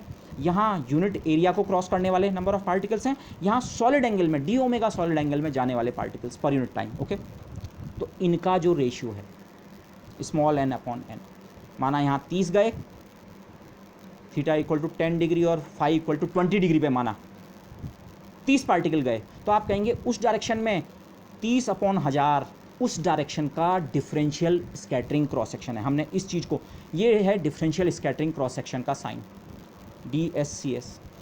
यहाँ पे एक पॉइंट मैं बहुत क्लियर कर दूँ, इसको आप ऐसा ना सोचें कि आप किसी सिग्मा को ओमेगा के रेस्पेक्ट में डिफरेंशिएट कर रहे हैं। आप इस पूरे को एक सिंबल की तरह सोचिए, आप इसे डिफरेंशिएट ना सोचिए, माइंड में आप सोचिए इसका एक सिंबल था, माना ये वाला, चलो ये मैं ये वाला सिग्मा लिख देता हूँ, बस ये था।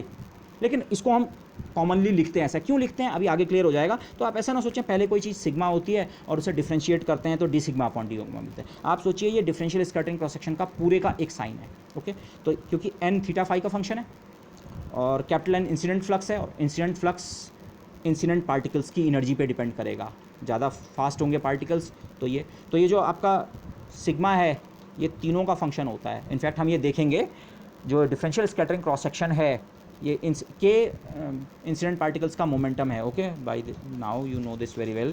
पी जो होता है एच क्रॉस के, तो इंसिडेंट पार्टिकल्स के मोमेंटम से मेरा हमेशा मतलब पी नहीं होगा, कई बार मैं के को भी मोमेंटम कहूँगा। Okay, so B careful about that. तो मोमेंटम पे और थीटा और फाई पे डिपेंड करता है, पर यूजुअली हम ये के डिपेंडेंस नहीं लिखते हैं, हम केवल थीटा फाई डिपेंडेंस लिखते हैं। के डिपेंडेंस आप ऑटोमेटिकली देखेंगे के पे वो डिपेंड करता ही है इंसिडेंट पार्टिकल्स की एनर्जी के हिसाब से। माना किसी पर्टिकुलर एनर्जी पे आपने एक्सपेरिमेंट किया और 1000 पार्टिकल्स आप भेज रहे हैं पर सेकंड और 1000 में से 30 यहाँ गए, लेकिन अगर आपने एनर्जी चेंज कर दी तो हो सकता है 1000 पार्टिकल्स भेजने पे यहाँ हो सकता है 70 जा रहे हो सेम डायरेक्शन में। तो जो स्कैटरिंग क्रॉस सेक्शन है, डिफरेंशियल स्कैटरिंग क्रॉस सेक्शन, इस नंबर और इस नंबर का रेशियो वो एनर्जी डिपेंडेंट या मोमेंटम डिपेंडेंट भी हो सकता है। ओके, डायरेक्शन डिपेंडेंट तो होता ही है। रदरफोर्ड एक्सपेरिमेंट में ध्यान कीजिए, ज़्यादातर पार्टिकल्स फॉरवर्ड डायरेक्शन में जाते हैं और पीछे पीछे पीछे की तरफ कम कम, लेकिन कुछ पार्टिकल्स 180 डिग्री पे भी स्कैटर होते हैं। रदरफोर्ड एक्सपेरिमेंट का जो फेमस फार्मूला है 1/sin4 θ/2, क्लासिकल मैकेनिक्स में, क्लासिकल कैलकुलेशन में वो फार्मूला हम निकाल सकते हैं। इनफैक्ट मैं आपको कहूँगा आप उस कैलकुलेशन को अगर इंडिपेंडेंटली ना भी करें, क्लासिकल मैकेनिक्स की किसी बुक से उसको डेफिनेटली एक बार देख लें। 1/sin4 θ/2 का क्लासिकल जो एक्सप्रेशन हमारा ऑब्टेन होता है। इनफैक्ट क्वांटम मैकेनिकली भी हमें वही एक्सप्रेशन मिलता है। Okay, so will see it. But classically वो जो एक्सप्रेशन है अलग अलग डायरेक्शंस में किस हद तक, अगर मैं इसे हद तक स्कैटरिंग बोल सकूं क्वालिटेटिवली, यहाँ कितनी हो रही है, यहाँ कितनी हो रही है, यहाँ कितनी हो रही है, यहाँ अलग अलग डायरेक्शंस में किस हद तक स्कैटरिंग हो रही है, उसका मेजरमेंट है ये। तो ये किस हद तक स्कैटरिंग हो रही है ये इंसिडेंट एनर्जी पे भी डिपेंड करता है, और किस डायरेक्शन में, थीटा फाई से डायरेक्शन की बात कर रहे हैं आप, उस पर तो डिपेंड करेगा ही करेगा। तो यही है डिफरेंशियल स्कैटरिंग क्रॉस सेक्शन से, जैसे मैंने यहाँ दिखाया। उसी डिटेक्टर कोई रेड विंडो यहाँ रखा है इस डायरेक्शन में, यहाँ 100 पार्टिकल्स मेरे पीछे से 1000 आ रहे हैं यूनिट टाइम में, यूनिट एरिया में, और इस स्मॉल सॉलिड एंगल में आपको 100 मिले, जबकि किसी दूसरे सॉलिड एंगल में आपको 20 मिले डी ओमेगा में, तो वो तो अलग अलग डायरेक्शंस में ये नंबर जो है डिफरेंशियल स्कैटरिंग क्रॉस सेक्शन ये अलग अलग हो सकता है। डिफरेंशियल स्कैटरिंग क्रॉस सेक्शन क्या चीज़ है, अब इसकी बात करनी है हमने, लेकिन पहले इसकी डायमेंशन निकालें। ये जो न्यूमरेटर है number of particles, okay, number, फिर in solid angle D omega, per unit solid angle कितने जा रहे हैं, तो पर यूनिट सॉलिड एंगल, और सॉलिड एंगल खुद क्या होता है d/r², और साथ में ये पर यूनिट टाइम भी है, यूनिट टाइम में कितने पार्टिकल्स यूनिट सॉलिड एंगल में जा रहे हैं वो ये नंबर है। तो ये स्मॉल एन ये, और डिनोमीटर क्या है, ये भी नंबर ऑफ पार्टिकल्स है, इंसिडेंट वाले लेकिन नंबर ऑफ पार्टिकल्स, लेकिन per unit area per unit time, तो number some area dimensionally area into time. तो आप देख सकते हैं यहाँ नंबर और डी ए और टाइम कैंसिल हो गया, और ये 1/r² बचा, लेकिन ये खुद इसके डिनोमीटर में है, तो ओवरऑल आपको r² मिल रहा है, r², लेंथ स्क्वायर्ड, एरिया। ये चीज़ हमने जिसे differential scattering cross section define किया, बेसिकली इस नंबर और इस नंबर का रेशियो। अब मैं बहुत शॉर्ट में बोल रहा हूँ, this number and this number का रेशियो, वो नंबर्स एक्जैक्टली क्या हैं वो मैंने यहाँ लिखे हैं, बट इस नंबर और इस नंबर का जो रेशियो है ये एक्चुअली इसकी डायमेंशन, ये केवल नंबर्स नहीं है, नंबर के साथ क्योंकि और चीज़ें भी थी, इसीलिए ये चीज़ फाइनली इसकी डायमेंशन क्या है, एरिया की। और जब हम इस नंबर को एक्सपेरिमेंटली मेज़र करते हैं, लैब में इसे मेज़र किया जा सकता है इस नंबर को, टिपिकली या कैलकुलेट करके भी आप निकालें, न्यूक्लियर या पार्टिकल फिजिक्स में ये नंबर कैलकुलेट करें, ये एरिया बहुत छोटा आता है, यूजुअली इस ऑर्डर का 10⁻24 सेंटीमीटर स्क्वायर के ऑर्डर का आता है। तो जो इसकी यूनिट है डिफरेंशियल स्कैटरिंग क्रॉस सेक्शन या इन जनरल क्रॉस सेक्शन की, हम अभी एक दूसरे क्रॉस सेक्शन की बात करेंगे, total cross section, total scattering cross section. Scattering cross section usually इस ऑर्डर के आते हैं, तो इसको हम कहते हैं बार्न, 1 बार्न। तो जो इसकी यूनिट है स्कैटरिंग क्रॉस सेक्शन या सिंपली क्रॉस सेक्शन की, वो होती है बार्न। ओके, टिपिकल जो आपके क्रॉस सेक्शंस होते हैं चाहे न्यूक्लियर फिजिक्स या पार्टिकल फिजिक्स में, वो बार्न के ऑर्डर के होते हैं। तो 1 barn is defined as 10⁻24 centimetre square. आपके पास एक, अगर आप स्क्वायर की तरह सोचें, 10⁻12 इंटू 10⁻12 साइज़ का अगर एक स्क्वायर है, तो आप बोलेंगे इसका क्रॉस सेक्शन, इसका एरिया 1 बार्न के बराबर है। ओके, बाद में हमने क्वांटम मैकेनिक्स जब हम डिस्क्रिप्शन करेंगे, यहाँ तो मैंने डेफिनेशन इसकी ये दी, लेकिन हम क्वांटम मैकेनिकल डिस्क्रिप्शन में क्या करेंगे, इस डिफरेंशियल स्कैटरिंग क्रॉस सेक्शन को एक्चुअली हम वेव फंक्शन से रिलेट करेंगे, वेव फंक्शन की लेट मी से ओनली दिस, और फाइनली हम इसको एक्सप्रेशन निकालेंगे पोटेंशियल के टर्म्स में। हमने यही कनेक्शन इस्टेब्लिश करना है जो मैं यहाँ पे कह रहा था, थ्योरेटिकल आइडिया यही है, आप इसको इससे कनेक्ट करना है, ये आप लैब में मेज़र कर सकते हैं, तो फिर आप इसका आइडिया लगाना चाहेंगे। तो हम अब क्वांटम मैकेनिक्स स्टडी का जब हम करेंगे, तो ये जो क्वांटिटी है जो कि इसका और इसका रेशियो होता है और लैब में मेज़र किया जा सकता है, लैब में आपने मेज़रमेंट ऐसे ही करना है, इंसिडेंट फ्लक्स आपके कंट्रोल में है, ये तो आपको वैसे ही पता है, ये तो आप एक्सपेरिमेंटल कंडीशन सेट कर रहे हैं, ये एन पता है। और डिटेक्टर की मदद से आप इसे मेज़र कर लीजिए, हाँ भाई यूनिट सॉलिड कोन में पर यूनिट टाइम कितने पार्टिकल स्कैटर होकर आ रहे हैं वो आप लैब में नाप लीजिए, तो इनका रेशियो आपको ये नंबर दे देता है। और अगर हम थ्योरेटिकली ये कनेक्शन इस्टेब्लिश कर पाए, ये और ये वाला सीधे से दिस वन, तो ये नंबर, ये जानकारी मुझे वी के बारे में कुछ इन्फॉर्मेशन दे सकती है, हाँ पोटेंशियल का नेचर क्या होगा। Okay, so this is the idea of doing things. Okay, पर इस कोर्स में जो हमने करना है ये कनेक्शन इस्टेब्लिश करेंगे और फिर कुछ वी की कुछ पर्टिकुलर वैल्यू लेके हम ये निकालेंगे। ओके, क्योंकि हम लैब में एक्सपेरिमेंट नहीं कर रहे हैं, हम तो कनेक्शन इस्टेब्लिश करेंगे और उसके बाद कुछ पर्टिकुलर पोटेंशियल लेके, माना कूलम पोटेंशियल या कोई दूसरा या तीसरा पोटेंशियल लेके, जिसे हम हार्ड स्फीयर या सम अदर पोटेंशियल लेके वी की वो वैल्यू पुट करके हम इसकी एक्सप्रेशन को निकालने की कोशिश करेंगे। ओके, लेकिन बेसिकली आइडिया ये होता है एक्सपेरिमेंट करने का, एक्सपेरिमेंटली ऑब्जर्व्ड ये क्वांटिटी से आप वी को इंटरप्रेट करने की कोशिश करते हैं। और यहाँ पे जब मैं इसकी बात करता हूँ, मैं फ्यूचर लेक्चर के लिए आपको रिमाइंड करा रहा हूँ, ये जो हम कनेक्शन इस्टेब्लिश करेंगे इसके लिए हमें करंट डेंसिटी की ज़रूरत पड़ेगी। ठीक है, श्रोडिंगर इक्वेशन के साथ हमने इक्वेशन ऑफ कंटिन्यूटी और वहाँ पे ये बात की है, तो जो प्रोबेबिलिटी करंट डेंसिटी होती है अलग अलग वेव फंक्शंस की, उससे हम ये कनेक्शन इस्टेब्लिश करेंगे। तो इसलिए मतलब फर्स्ट स्टेज पे हमें इसकी ज़रूरत पड़ेगी, तो प्लीज़ अगर आप इससे फेमिलियर नहीं है या आप थोड़ा भूल गए हैं तो इसको इस बीच रिवाइज कर लीजिए। Okay, before going to the next lectures. Okay, moving on, अभी बहुत सारे फिगर्स से ही मैं समझाने वाला हूँ, एक्चुअल क्वांटम मैकेनिकल स्टडी तो हमारे नेक्स्ट लेक्चर में आ पाएगी। अभी जो D omega, D sigma over D omega है, अगर मैं इसको सारे सॉलिड एंगल्स के ऊपर इंटीग्रेट करूँ, तो इंटीग्रेशन मैंने ये लिख दिया D sigma over D omega, आप इसको एक ही सिंबल समझिए जो कि थीटा फाई का फंक्शन होता है। डी ओमेगा ये किसी पर्टिकुलर सॉलिड एंगल में कितने गए, बेसिकली वो नंबर है, रेशियो है बेसिकली, लेकिन let me say that number. और सारे सॉलिड एंगल्स के ऊपर, सारे सॉलिड एंगल के ऊपर इंटीग्रेट करने का मतलब, ये मेरा डिटेक्टर है रेड कलर की विंडो, मैं इस डिटेक्टर की विंडो को उसके बाद स्फीयर की सरफेस पे यहाँ भी ले गया और यहाँ भी ले गया और यहाँ भी, यहाँ के लिए भी ये नंबर, यहाँ के लिए माना ये नंबर बना 5 बार्न फॉर एग्जांपल, और इस डायरेक्शन के लिए 7 और यहाँ 2 और यहाँ 1 और यहाँ 20 और 70, पूरे स्फीयर की सरफेस के लिए उन सबको अगर ऐड कर दूँ, ये ऐड ही तो किया है, इस सर्कल का मतलब पूरी स्फेरिकल सरफेस के ऊपर सारे सॉलिड एंगल्स के ऊपर अगर हम सम कर दें, तब जो चीज़ हमें मिलती है उसे हम कहते हैं टोटल स्कैटरिंग क्रॉस सेक्शन। ये भी क्रॉस सेक्शन है, लेकिन ये क्या है, टोटल, सारी डायरेक्शंस में डिफरेंशियल मतलब एक पर्टिकुलर डायरेक्शन की बात कर रहे थे आप, एक particular solid angle D omega, और वो भी कहाँ, थीटा फाई डायरेक्शन में। यूनिट सॉलिड एंगल जो कि थीटा फाई डायरेक्शन में था, उसमें किस हद तक स्कैटरिंग हो रही है, वो ये नंबर है D sigma upon d omega. और इसको अगर आप इंटीग्रेट कर दें तो अब वो जो चीज़ मिलेगी वो टोटल स्कैटरिंग क्रॉस सेक्शन तो होगी, अच्छा कुल मिला के। ओके, और यहीं से आप समझ सकते हैं हमने इस चीज़ के लिए ये सिंबल क्यों यूज़ किया। अभी मैंने कहा था ना D sigma upon d omega को आप एक ही सिंबल समझिए, इसको मैंने कुछ ऐसा नहीं लिखा, मैंने सिग्मा नहीं लिखा इसे, हमने इसे डी सिग्मा ऊपर डी ओमेगा ही लिखा। क्यों, अगर आप मैथमेटिकली इसे सोचें, सिम्बॉलिकली, डी ओमेगा से डी ओमेगा कैंसिल, अच्छा हम डी सिग्मा का इंटीग्रेशन कर रहे हैं पूरे के ऊपर, डी सिग्मा का इंटीग्रेशन करते हैं तो क्या मिलता है, सिग्मा टोटल। कोई भी चीज़ आपने इंटीग्रेट की पूरे के ऊपर तो उस चीज़ की टोटल क्वांटिटी मिलती है। तो ये तो सिंबॉलिकली सेंस बनाने के लिए ये सिंबल काफ़ी अच्छा है, तो इसको आप एक सिंबल की तरह ही सोचिए। ओके, ऐसा ना सोचें सिग्मा कुछ होता है और फिर उसे डिफ्रेंशिएट किया तो ये क्वांटिटी मिलती है, don't think of it like that. ये सोचिए ये अपने आप में एक पूरा सिंबल है। ओके, अच्छा, और सिग्मा टोटल निकालने के लिए बेसिकली डी ओमेगा मैंने आपको बताया, डिटेक्टर की विंडो का एरिया अपॉन आर स्क्वायर के बराबर होता है, डी अपॉन आर स्क्वायर। और स्फेरिकल पोलर कोऑर्डिनेट्स में जो एरिया होता है जो कि आर डिस्टेंस पे सिचुएटेड होता है और थीटा फाई डायरेक्शन में होता है, वो इतना होता है, r square sine theta d d phi.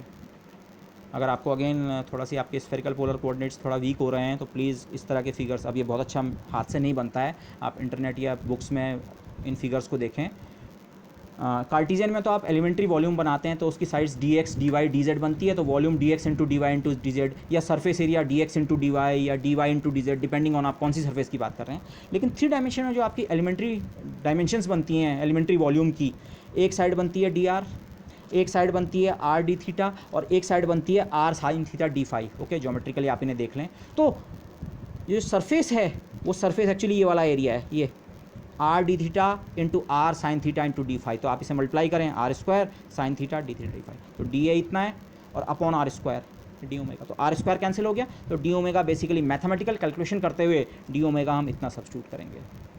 हम d sigma upon d omega का एक्सप्रेशन अगर निकाल लेंगे और जैसा हम करेंगे आगे, तो टोटल स्कैटरिंग क्रॉस सेक्शन निकालने के लिए वो एक्सप्रेशन पुट करेंगे, उसको इससे मल्टीप्लाई करेंगे और पूरे स्फीयर के ऊपर, ये इंटीग्रेशन आपको इस पूरे स्फीयर के ऊपर करना है। ओके, इस स्फीयर के ऊपर, इस स्फीयर का रेडियस इस पिक्चर में कहीं नहीं आ रहा है, आप देखेंगे आर इसमें इरेलीवेंट हो जाएगा।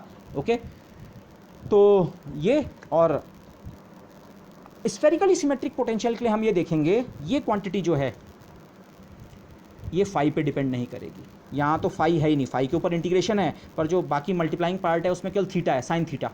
और स्फेरिकली सिमेट्रिक पोटेंशियल के लिए अभी मैं आर्ग्यूमेंट आपको दूंगा, ये जो डिफरेंशियल स्कैटरिंग क्रॉस सेक्शन है ये फाई पे डिपेंड नहीं करती है। Basically differential scattering cross section को क्वालिटेटिवली सोचिए, कितने पार्टिकल्स स्कैटर हो रहे हैं किसी डायरेक्शन में, किसी थीटा फाई डायरेक्शन में। तो स्फेरिकली सिमेट्रिक पोटेंशियल के लिए स्कैटरिंग केवल थीटा पे डिपेंड करेगी, फाई पे डिपेंड नहीं करेगी। तो ये फैक्टर फाई पे अगर डिपेंड नहीं कर रहा है तो फाई का इंटीग्रेशन आप कर सकते हैं, डी फाई। फाई की रेंज होती है 0 से 2 पाई, तो फाई का इंटीग्रल करके आपको 2 पाई मिलेगा, और तब आपको केवल थीटा का इंटीग्रल करना बाकी रह गया। पूरे स्फीयर की सरफेस के ऊपर इंटीग्रेशन करने के लिए केवल थीटा का इंटीग्रल करना है 0 से पाई तक, D sigma upon d omega, जो कि अब हमारे केस के लिए केवल थीटा का फंक्शन होगा। स्फेरिकली सिमेट्रिक पोटेंशियल के लिए ये केवल थीटा का फंक्शन। हाँ, अगर पोटेंशियल स्फेरिकली सिमेट्रिक नहीं है माना, तब ये थीटा फाई दोनों का फंक्शन होगा, तब फाई और थीटा का इंटीग्रल आपको और केयरफुली करना पड़ेगा। पर हम जो केसेस स्टडी करने वाले हैं केवल स्फेरिकली सिमेट्रिक पोटेंशियल। तो स्फेरिकली सिमेट्रिक पोटेंशियल है तो सिग्मा टोटल हम कुछ इस तरह से निकालेंगे, पहले डिफरेंशियल स्कैटरिंग क्रॉस सेक्शन का एक्सप्रेशन वी के टर्म में, और फिर उसको सॉल्व करके ये निकालेंगे और इसको इंटीग्रेट करके ये। ओके, फाई के ऊपर इंटीग्रेशन करने का मतलब क्या है स्फेरिकली सिमेट्रिक पोटेंशियल में, इसको आप इस तरह से सोचिए, ये एक पर्टिकुलर कोन है डी ओमेगा सॉलिड एंगल का, या आप यूनिट सॉलिड एंगल सोच लीजिए, डी ओमेगा से हम डिवाइड करते हैं, यूनिट सॉलिड एंगल वाला कोन है ये। ओके, स्मॉल सॉलिड कोन। आप थीटा कौन सा एंगल होता है, अब आपको थोड़ा ज्योमेट्री में जाना पड़ेगा, वो नेक्स्ट फिगर में आ रहा है, वहाँ पे मैं इसे क्लियर करूँगा। और बट से ये फॉरवर्ड डायरेक्शन है, ये पेन, और ये थीटा। फॉरवर्ड डायरेक्शन को अगर मैं जेड एक्सिस मानूँ तो स्फेरिकल पोलर कोऑर्डिनेट्स में आप ध्यान करें, आर का एंगल जो जेड एक्सिस के साथ होता है वही थीटा होता है, और फाई होता है। अगर आप इस ब्लैक पेन को लेके अगर मैं एक कोन बना दूं इस जेड एक्सिस के अराउंड, तो ये डायरेक्शन अलग है, ये डायरेक्शन अलग है, ये डायरेक्शन अलग है, लेकिन इन सारी डायरेक्शंस का जेड एक्सिस के साथ एंगल कितना है, सेम है, थीटा एंगल। ये जो थीटा एंगल का कोन बनता है, इसमें थीटा एंगल तो सब जगह सेम है, पर इन अलग अलग डायरेक्शंस को हम फिर डिफ्रेंशिएट कैसे करते हैं, हम कहते हैं इनके फाई की वैल्यू अलग अलग है। फाई होता है angle around the Z axis, theta angle with the Z axis या angle down from the Z axis, और फाई होता है angle around the Z axis. तो अगर पोटेंशियल स्फेरिकली सिमेट्रिक है, तो अगर मैं वो जो जिस कोन की मैं बात कर रहा हूँ, बड़ा कोन, ये छोटा वाला कोन नहीं है, मैं कांस्टेंट थीटा वाले कोन में अगर मैं अपने डिटेक्टर को कहीं भी रखूँ तो मुझे नंबर सेम मिलेगा। अगर मैंने अपना डिटेक्टर यहाँ पे रखा और मुझे इसके अंदर 30 पार्टिकल्स मिले पर सेकंड पर यूनिट सॉलिड एंगल, तो उसी डिटेक्टर को अगर मैं थीटा को उतना ही रखते हुए, थीटा को सेम रखते हुए, अगर मैं फाई को बदल भी दूंगा, यहाँ भी इतने ही मिलेंगे। और अगर फाई को फिर से चेंज कर दूँ, बड़े कोन में फिर से एक रोटेशन करूँ थोड़ा सी, मैं जो बात कर रहा हूँ that is something like this.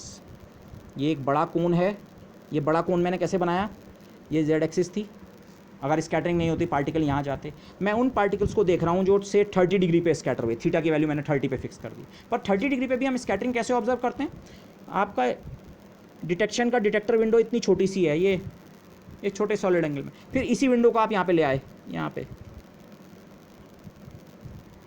आप इस बड़े कोन की सरफेस पे ही अगर हैं तो थीटा हमेशा 30 डिग्री है, लेकिन फाई की वैल्यू चेंज हो रही है। पर हम स्फेरिकली सिमेट्रिक पोटेंशियल के लिए जितनी स्कैटरिंग थीटा इक्वल टू 30 के लिए यहाँ होगी, फाई की वैल्यू जो भी रही हो, उतनी स्कैटरिंग यहाँ भी होगी, और उतनी यहाँ भी होगी, और उतनी यहाँ भी होगी, और उतनी यहाँ भी होगी। यही मतलब था इस मैथमेटिकल एक्सप्रेशन का।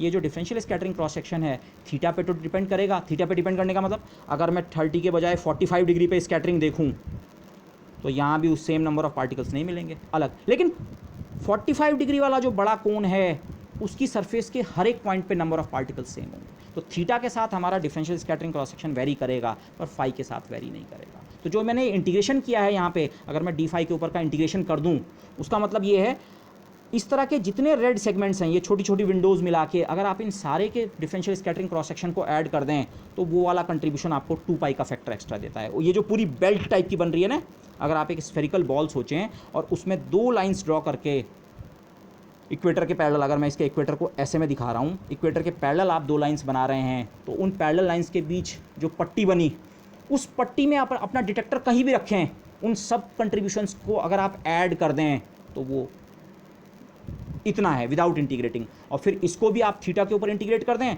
तो आपको टोटल स्कैटरिंग क्रॉस सेक्शन मिल जाएगा। So think about this, okay. केवल जब तक आप अपने माइंड में इन फिगर्स को इमेजिन नहीं करेंगे, क्योंकि 3 डायमेंशन में बनाने होते हैं, इसलिए दैट इज़ नॉट ईजी। या तो आप कोई एनिमेशन ढूंढ सकें इंटरनेट से तो it becomes easier, but you have to still think it about it कि ये मैथमेटिकली जो बात हो रही है, वो डिटेक्टर और उसके टर्म में क्या कहाँ पे डिटेक्टर, कौन सा वाला डिटेक्टर कहाँ पे प्लेस कर रखा है, एंड ऑल दीज थिंग्स, तो थिंक अबाउट दिस। बट अब एक चीज़ ये है, ये जो सिग्मा टोटल है या ये डिफरेंशियल स्कैटरिंग क्रॉस सेक्शन जो थीटा फाई का फंक्शन होता है नॉर्मली, या स्फेरिकली सिमेट्रिकली केवल थीटा का फंक्शन होता है, ये क्या सिग्निफाई करता है, क्यों ये इंपॉर्टेंट है, और इसकी डायमेंशन हमने चेक कर ली, इसकी डायमेंशन एरिया की आती है, बट ये क्या एरिया, ये एरिया क्या मेज़र कर रहा है, ये कुछ एरिया बताएगा, बार्न में बताए, मीटर स्क्वायर में बताए, जिसमें भी ये एक एरिया है, क्या वो एरिया क्या बता रहा है, माना वो एरिया 1 बार्न मिला मुझे किसी पर्टिकुलर सिस्टम के लिए, किसी पर्टिकुलर डायरेक्शन में, डिफरेंशियल स्कैटरिंग क्रॉस सेक्शन की वैल्यू 1 बार्न और टोटल स्कैटरिंग क्रॉस सेक्शन की वैल्यू 5 बार्न मिली, तो इन नंबर्स का मतलब क्या है कि ये एरिया क्या बता रहे हैं। इसके लिए अगेन मैं एक क्लासिकल पिक्चर लूँगा, और क्लासिकल पिक्चर में भी मैं किसी फोर्स या पोटेंशियल से स्कैटरिंग की बात नहीं कर रहा हूँ, मैं इस तरह का एक सेटअप आपको बता रहा हूँ।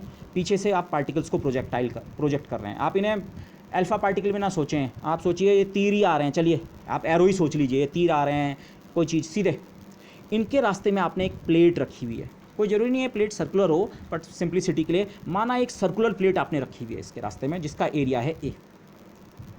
तो अब होगा क्या, स्कैटरिंग का मतलब इससे टकरा के जिनका रास्ता बदल गया, मोर और लेस, ठीक है, जो तीर इससे टकराए वो तो स्कैटर हो जाएंगे, और जो तीर ये जिनको मैंने ये ब्लू ये दिखाया है, जो इस एरिया से बाहर हैं, ये तो स्कैटर नहीं होंगे। स्कैटरिंग की अगर हम टोटल स्कैटरिंग की बात कर रहे हैं, अभी मैं किसी पर्टिकुलर डायरेक्शन की बात नहीं कर रहा हूँ, मैं केवल ये देख रहा हूँ यार ये टोटल स्कैटरिंग जो हो रही है इस समय, मैंने जितनी भी बीम फेंकी थी उसकी जो टोटल स्कैटरिंग हो रही है उसके लिए कितना एरिया रिस्पॉन्सिबल है, ये एरिया ए तो रिस्पॉन्सिबल है। तो स्कैटरिंग का एक मेजरमेंट ये एरिया हो सकता है। इसको आप इस तरह सोचें, माना पहले आपने एक छोटी प्लेट रखी कम एरिया की, तो स्कैटरिंग कम होगी, आपके जितने भी एरोज़, बीम सेम थी हमेशा, लेकिन उसमें से कम एरोज़ की कुल मिला के स्कैटरिंग हुई, कम एरो इससे टकरा के रुके या जो भी हुआ, कम एरोज़ डिफ्लेक्ट हुए, ज़्यादातर एरो बाईपास हो गए। लेकिन अगर आपने ये एरिया बड़ा कर दिया तो अब स्कैटरिंग क्या हो रही है, बढ़ रही है। तो आप देख रहे हैं स्कैटरिंग किस हद तक होती है, मैं क्वालिटेटिवली बात कर रहा हूँ, किस हद तक स्कैटरिंग होती है वो एक्चुअली एरिया डिपेंडेंट, इस एक्सपेरिमेंट में आप देख रहे हैं। तो ये नोशन यही है, तो टोटल स्कैटरिंग क्रॉस सेक्शन का नोशन यही है। इफेक्टिवली वो जो पोटेंशियल है वो कितना एरिया अपना प्रेजेंट कर रहा है स्कैटरिंग के लिए। वो पोटेंशियल आपका प्लेट की तरह नहीं है कि जो उसके सामने पड़ा उसे रोक दिया और जो सामने नहीं पड़ा उसे नहीं रोका। और क्वांटम मैकेनिक्स में तो इस तरह की पिक्चर का कोई मतलब ही नहीं होता है। क्वांटम मैकेनिक्स में तो आप ट्रेजेक्ट्री की बात कर ही नहीं सकते हैं, पर मैथमेटिकली ये जो आपको ऑब्जेक्ट मिल रही है वो ये बात कर रही है किस हद तक इस इंटरेक्शन में स्कैटरिंग हो रही है ओवरऑल सारी डायरेक्शंस में। अभी हम डायरेक्शन का कंसिडरेशन नहीं कर रहे हैं कि इस डायरेक्शन में कितनी और इसमें टोटल की बात कर रहा हूँ मैं।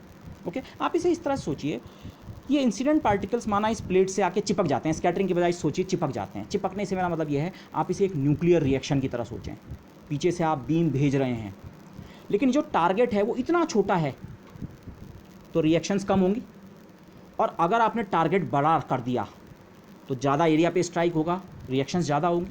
तो स्कैटरिंग क्रॉस सेक्शन यही बता रहा है। अब हम न्यूक्लियर रिएक्शन के बजाय स्कैटरिंग सोचें, ये एरिया डिटरमिन कर रहा है किस हद तक स्कैटरिंग या रिएक्शन या जो भी चीज़ है वो होगी। अब आप इसे रिवर्स में सोचें, किस हद तक स्कैटरिंग होगी उसका मेजरमेंट किसके टर्म में आ सकता है, एक इफेक्टिव एरिया के टर्म में आ सकता है। तो माइंड में आप इस तरह की पिक्चर बनाने की कोशिश कीजिए।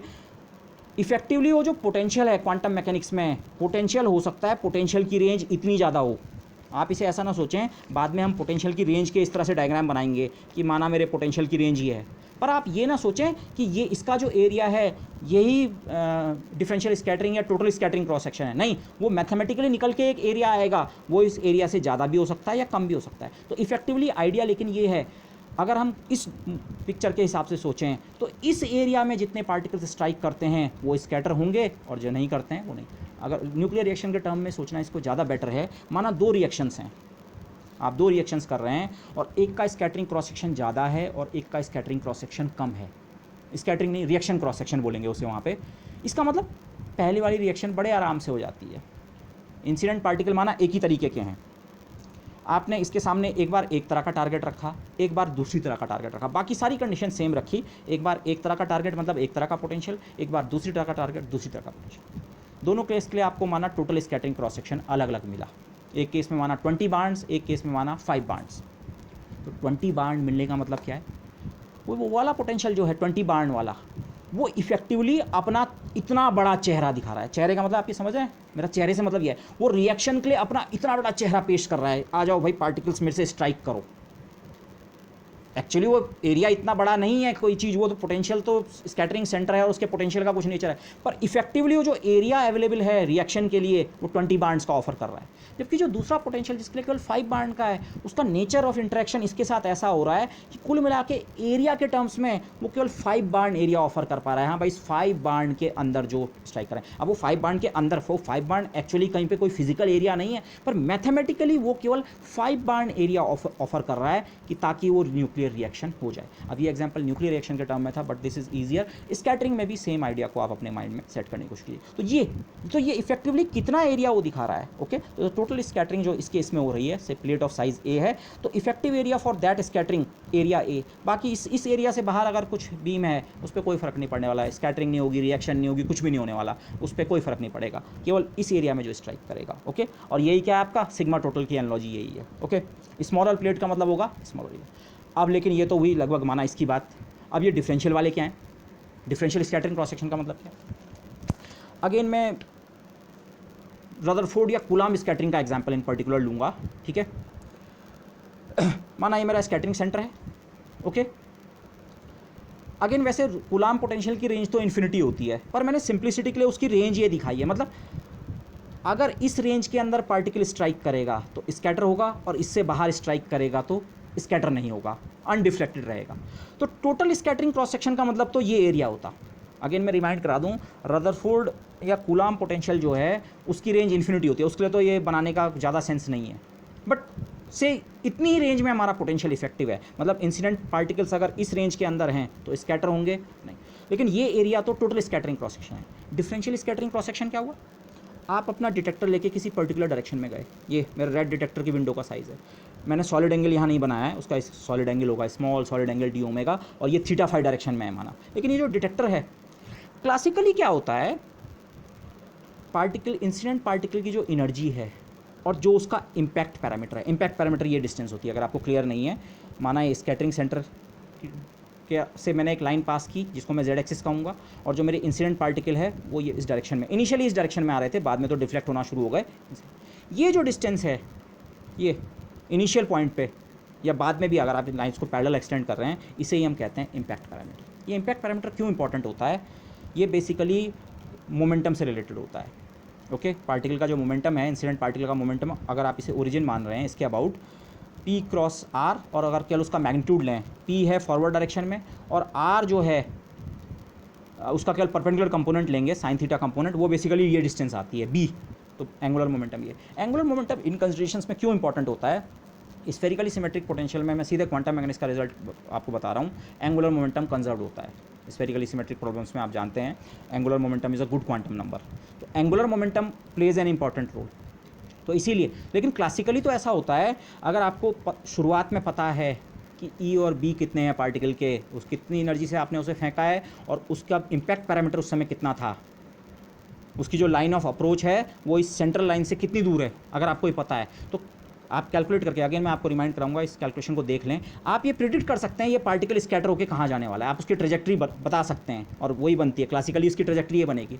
तो अब इसे रिवर्स में इंटरपोलेट करें, इसका मतलब जो पार्टिकल मेरे डिटेक्टर पे यहाँ आ रहे हैं, इस पर्टिकुलर लोकेशन पे आ रहे हैं, कौन सी लोकेशन में, इस लोकेशन में जो कि थीटा फाई डायरेक्शन में लोकेटेड थी। थीटा फाई डायरेक्शन के साथ हम ये वाला नंबर एस्यूट करते हैं, d5/c d omega, differential scattering cross section उस डायरेक्शन का।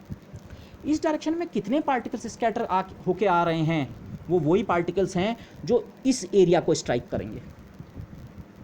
क्यों, स्कैटरिंग E और B पे डिपेंड करती है। माना E तो सबका सेम है, दूसरे पार्टिकल आपने फेंका जिसके लिए B की वैल्यू अलग है, तो ये तो स्कैटर होके किसी और डायरेक्शन में जाएगा।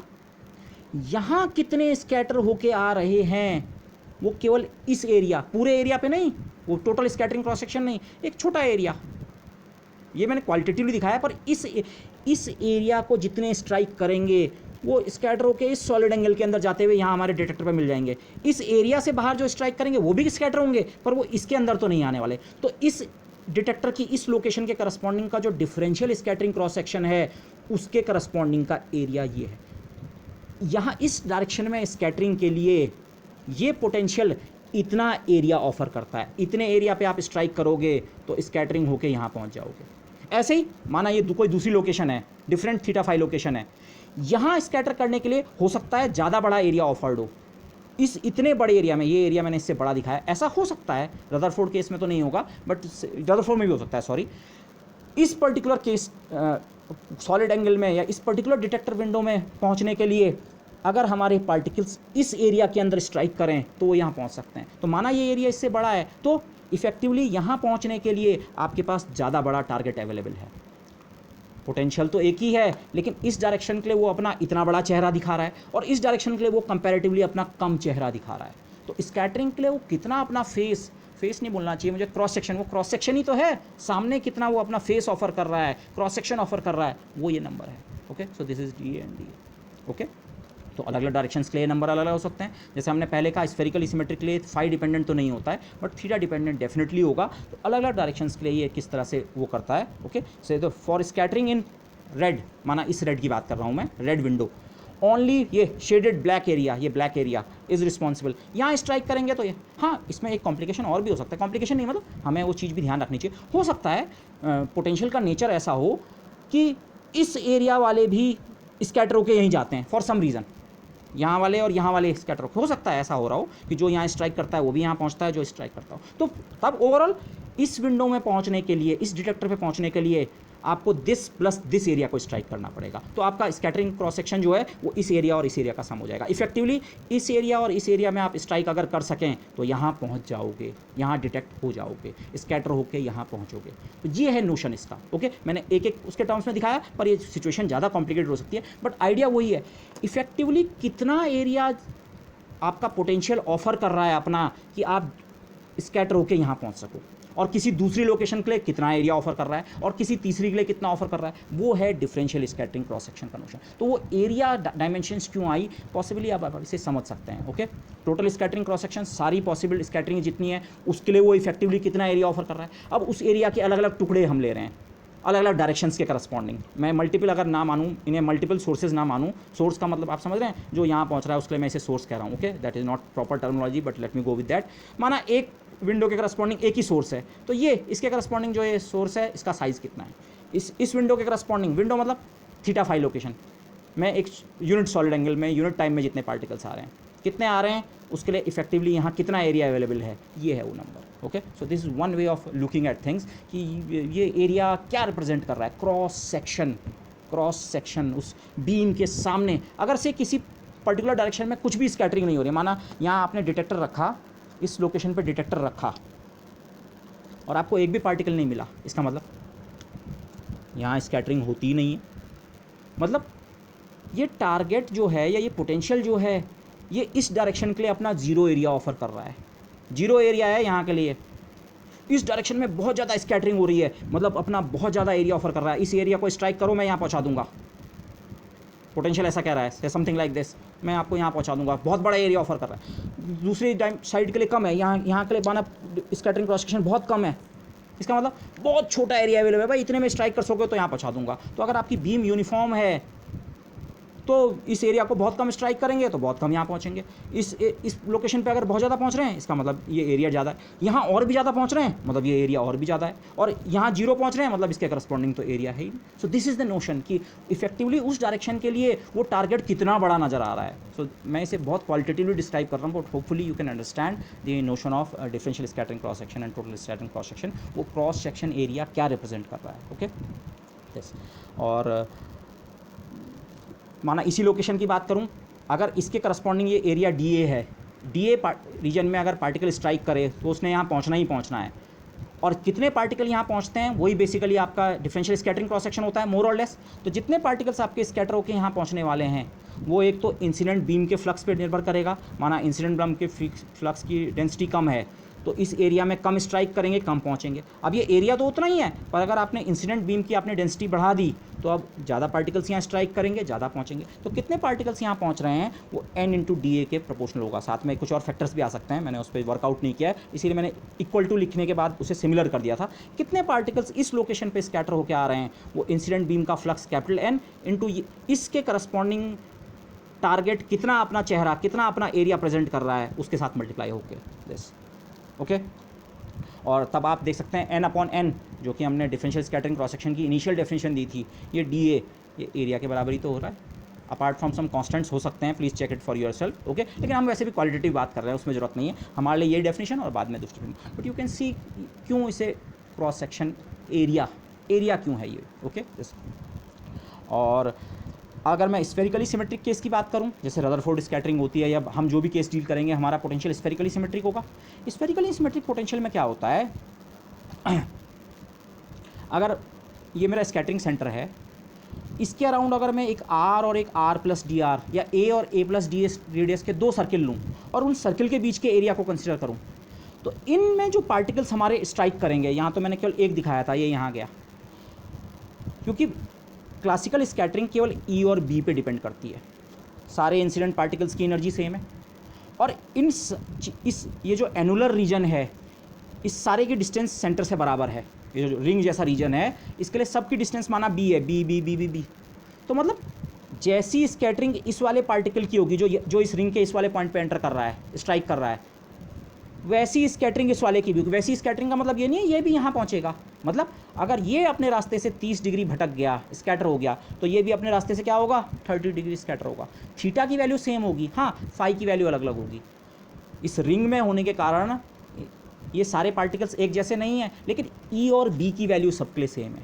तो हमने कहा क्लासिकली स्कैटरिंग केवल E और B पे डिपेंड करती है। उसका मतलब E और B वैल्यू सेम होने के कारण थीटा डिफ्लेक्शन सबके लिए सेम होगा, पर सबके लिए फाई की स्टार्टिंग वैल्यू अलग अलग है। वो जेड एक्सिस के अराउंड अलग अलग लोकेशंस पे स्ट्राइक कर रहे हैं, जेड एक्सिस के अराउंड का एंगल ही फाई एंगल होता है, तो अलग अलग फाई पे स्ट्राइक कर रहे हैं, तो वो फाइनल पॉइंट पे जहाँ पहुँचेंगे थीटा की वैल्यू तो सबके लिए सेम होगी, पर फाई की वैल्यू अलग अलग होगी। जो मैं ये बड़े कोण आपको बना रहा था, होपफुली अब आपको ये समझ आ रहा होगा, थीटा की वैल्यू सबके लिए सेम, पर फाई की value angle around the Z axis जो होगा वो क्या होगा, अलग अलग होगा। ओके, तो आप डिटेक्टर आपने यहाँ रखा, ये बना आपका सॉलिड कोन, छोटा सी माना मैं यहाँ इसके रेस्पेक्ट में बनाऊँ, ये स्मॉल सॉलिड एंगल बनाया, या ये स्मॉल सॉलिड एंगल बनाया, या ये स्मॉल सॉलिड एंगल बनाया, या ये स्मॉल सॉलिड एंगल बनाया, सब में आपका डिफरेंशियल स्कैटरिंग क्रॉस सेक्शन क्या होगा, बराबर होगा। ओके, इसको हम बाद में क्वांटम मैकेनिकली बहुत इजीली जस्टिफाई कर सकते हैं। ओके, स्फेरिकली सिमेट्रिक पोटेंशियल में क्यों फाई एंगल हमारा अनइम्पॉर्टेंट हो जाता है, केवल थीटा एंगल इंपॉर्टेंट रहता है, फाई पे हमारी डिपेंडेंस खत्म क्यों हो जाती है, we will see. So class आप देख सकते हैं, all particles with the same impact parameter b strike this annular region, जिनके लिए इम्पैक्ट पैरामीटर की वैल्यू बी है, बी। और आपको इसे 3 डायमेंशनल फिगर सोचें, यहाँ भी जो आ रहा है उसकी भी यहाँ से डिस्टेंस बी है, ये भी बी, ये बी। इस एनुलर रीजन के अंदर जितने पार्टिकल्स स्ट्राइक कर रहे हैं सबकी इम्पैक्ट पैरामीटर बी है, सब पार्टिकल्स की एनर्जी सेम है, तो उनकी स्कैटरिंग क्या होगी, थीटा की वैल्यू सबके लिए क्या होगी, सेम, बट फाई की वैल्यू सबके लिए अलग अलग होगी। फाई की रेंज 0 से लेकर 2 पाई तक होती है, तो 0 से 2 पाई।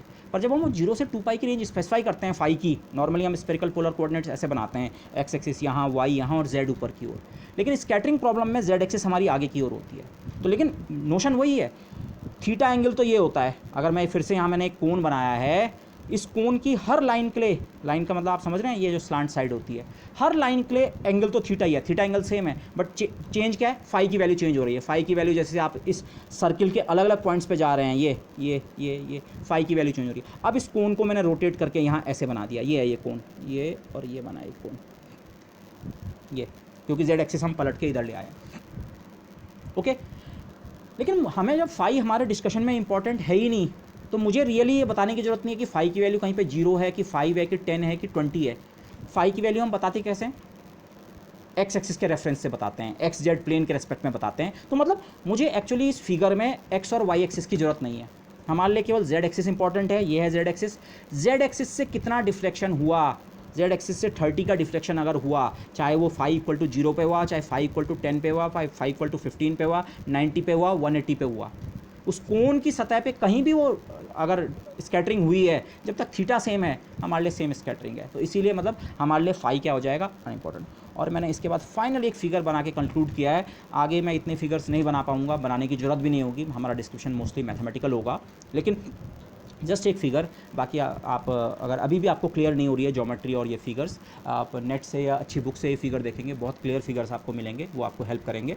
बट ये इंसिडेंट बीम की डायरेक्शन है, ये है हमारा स्कैटरिंग सेंटर। यहाँ से हम यहीं से दिखाएंगे भी, उसकी बहुत छोटी रेंज होगी। यहाँ से ये पार्टिकल स्कैटर होके माना इस डायरेक्शन में गया, ये ब्लू वाली लाइन जो मैंने दिखाई है, ये इसका एंगल माना इसके साथ थीटा है।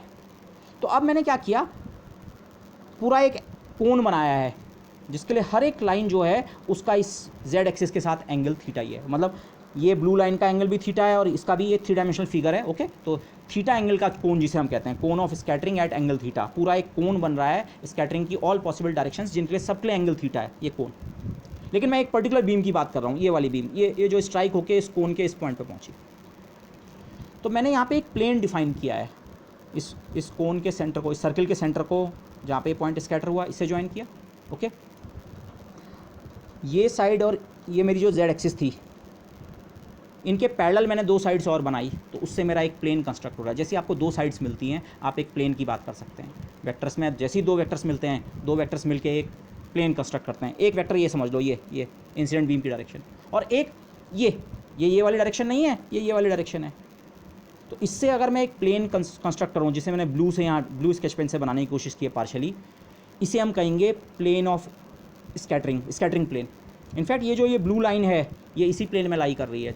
आपको ये क्लियर हो जाना चाहिए, ये ब्लू लाइन जो है, ये जहाँ ये पार्टिकल स्कैटर होके गया, ये इस ब्लू प्लेन में ही लाई कर रही है। कोई दूसरा पार्टिकल जो थीटा एंगल पे स्कैटर होके अगर इसी कोण के दूसरे पॉइंट पे पहुंचेगा, तो उसके लिए स्कैटरिंग का प्लेन चेंज हो जाएगा। माना वो पार्टिकल यहाँ पे पहुंचा, तो पॉसिबली इस सेंटर से मैं यहाँ ज्वाइन करूँगा और फिर यहाँ, और इस तरह से आप उसे, जैसे मैं आपको बताता भी हूँ, आप इसे सोचिए, ये किसी कॉपी के अलग अलग पन्ने हैं। ये जो ये प्लेन्स हैं, ब्लू, ये वाला पन्ना, पॉसिबली ये वाला पन्ना है, ये इतना खुल रखा है। ये अब इस फिगर में भी आपको बहुत साफ नहीं दिख रहा होगा, ये किताब अभी बंद है, किताब मैंने थोड़ा सी खोल दी। ये फाई है, ये एंगल फाई है, पर फाई हमारे लिए अनइम्पॉर्टेंट है। फाई बराबर चाहे 0 डिग्री हो, चाहे 5 डिग्री हो, चाहे 10 डिग्री हो, चाहे 90 डिग्री हो, चाहे 180 हो, चाहे 360 हो, स्कैटरिंग फाई पे डिपेंड नहीं करेगी स्फेरिकली सिमेट्रिक पोटेंशियल के लिए। ये तो इस पूरे कोण का इंटीग्रेशन हम पहले ही कर चुके हैं, जो मैं आपको यहाँ बता रहा हूँ।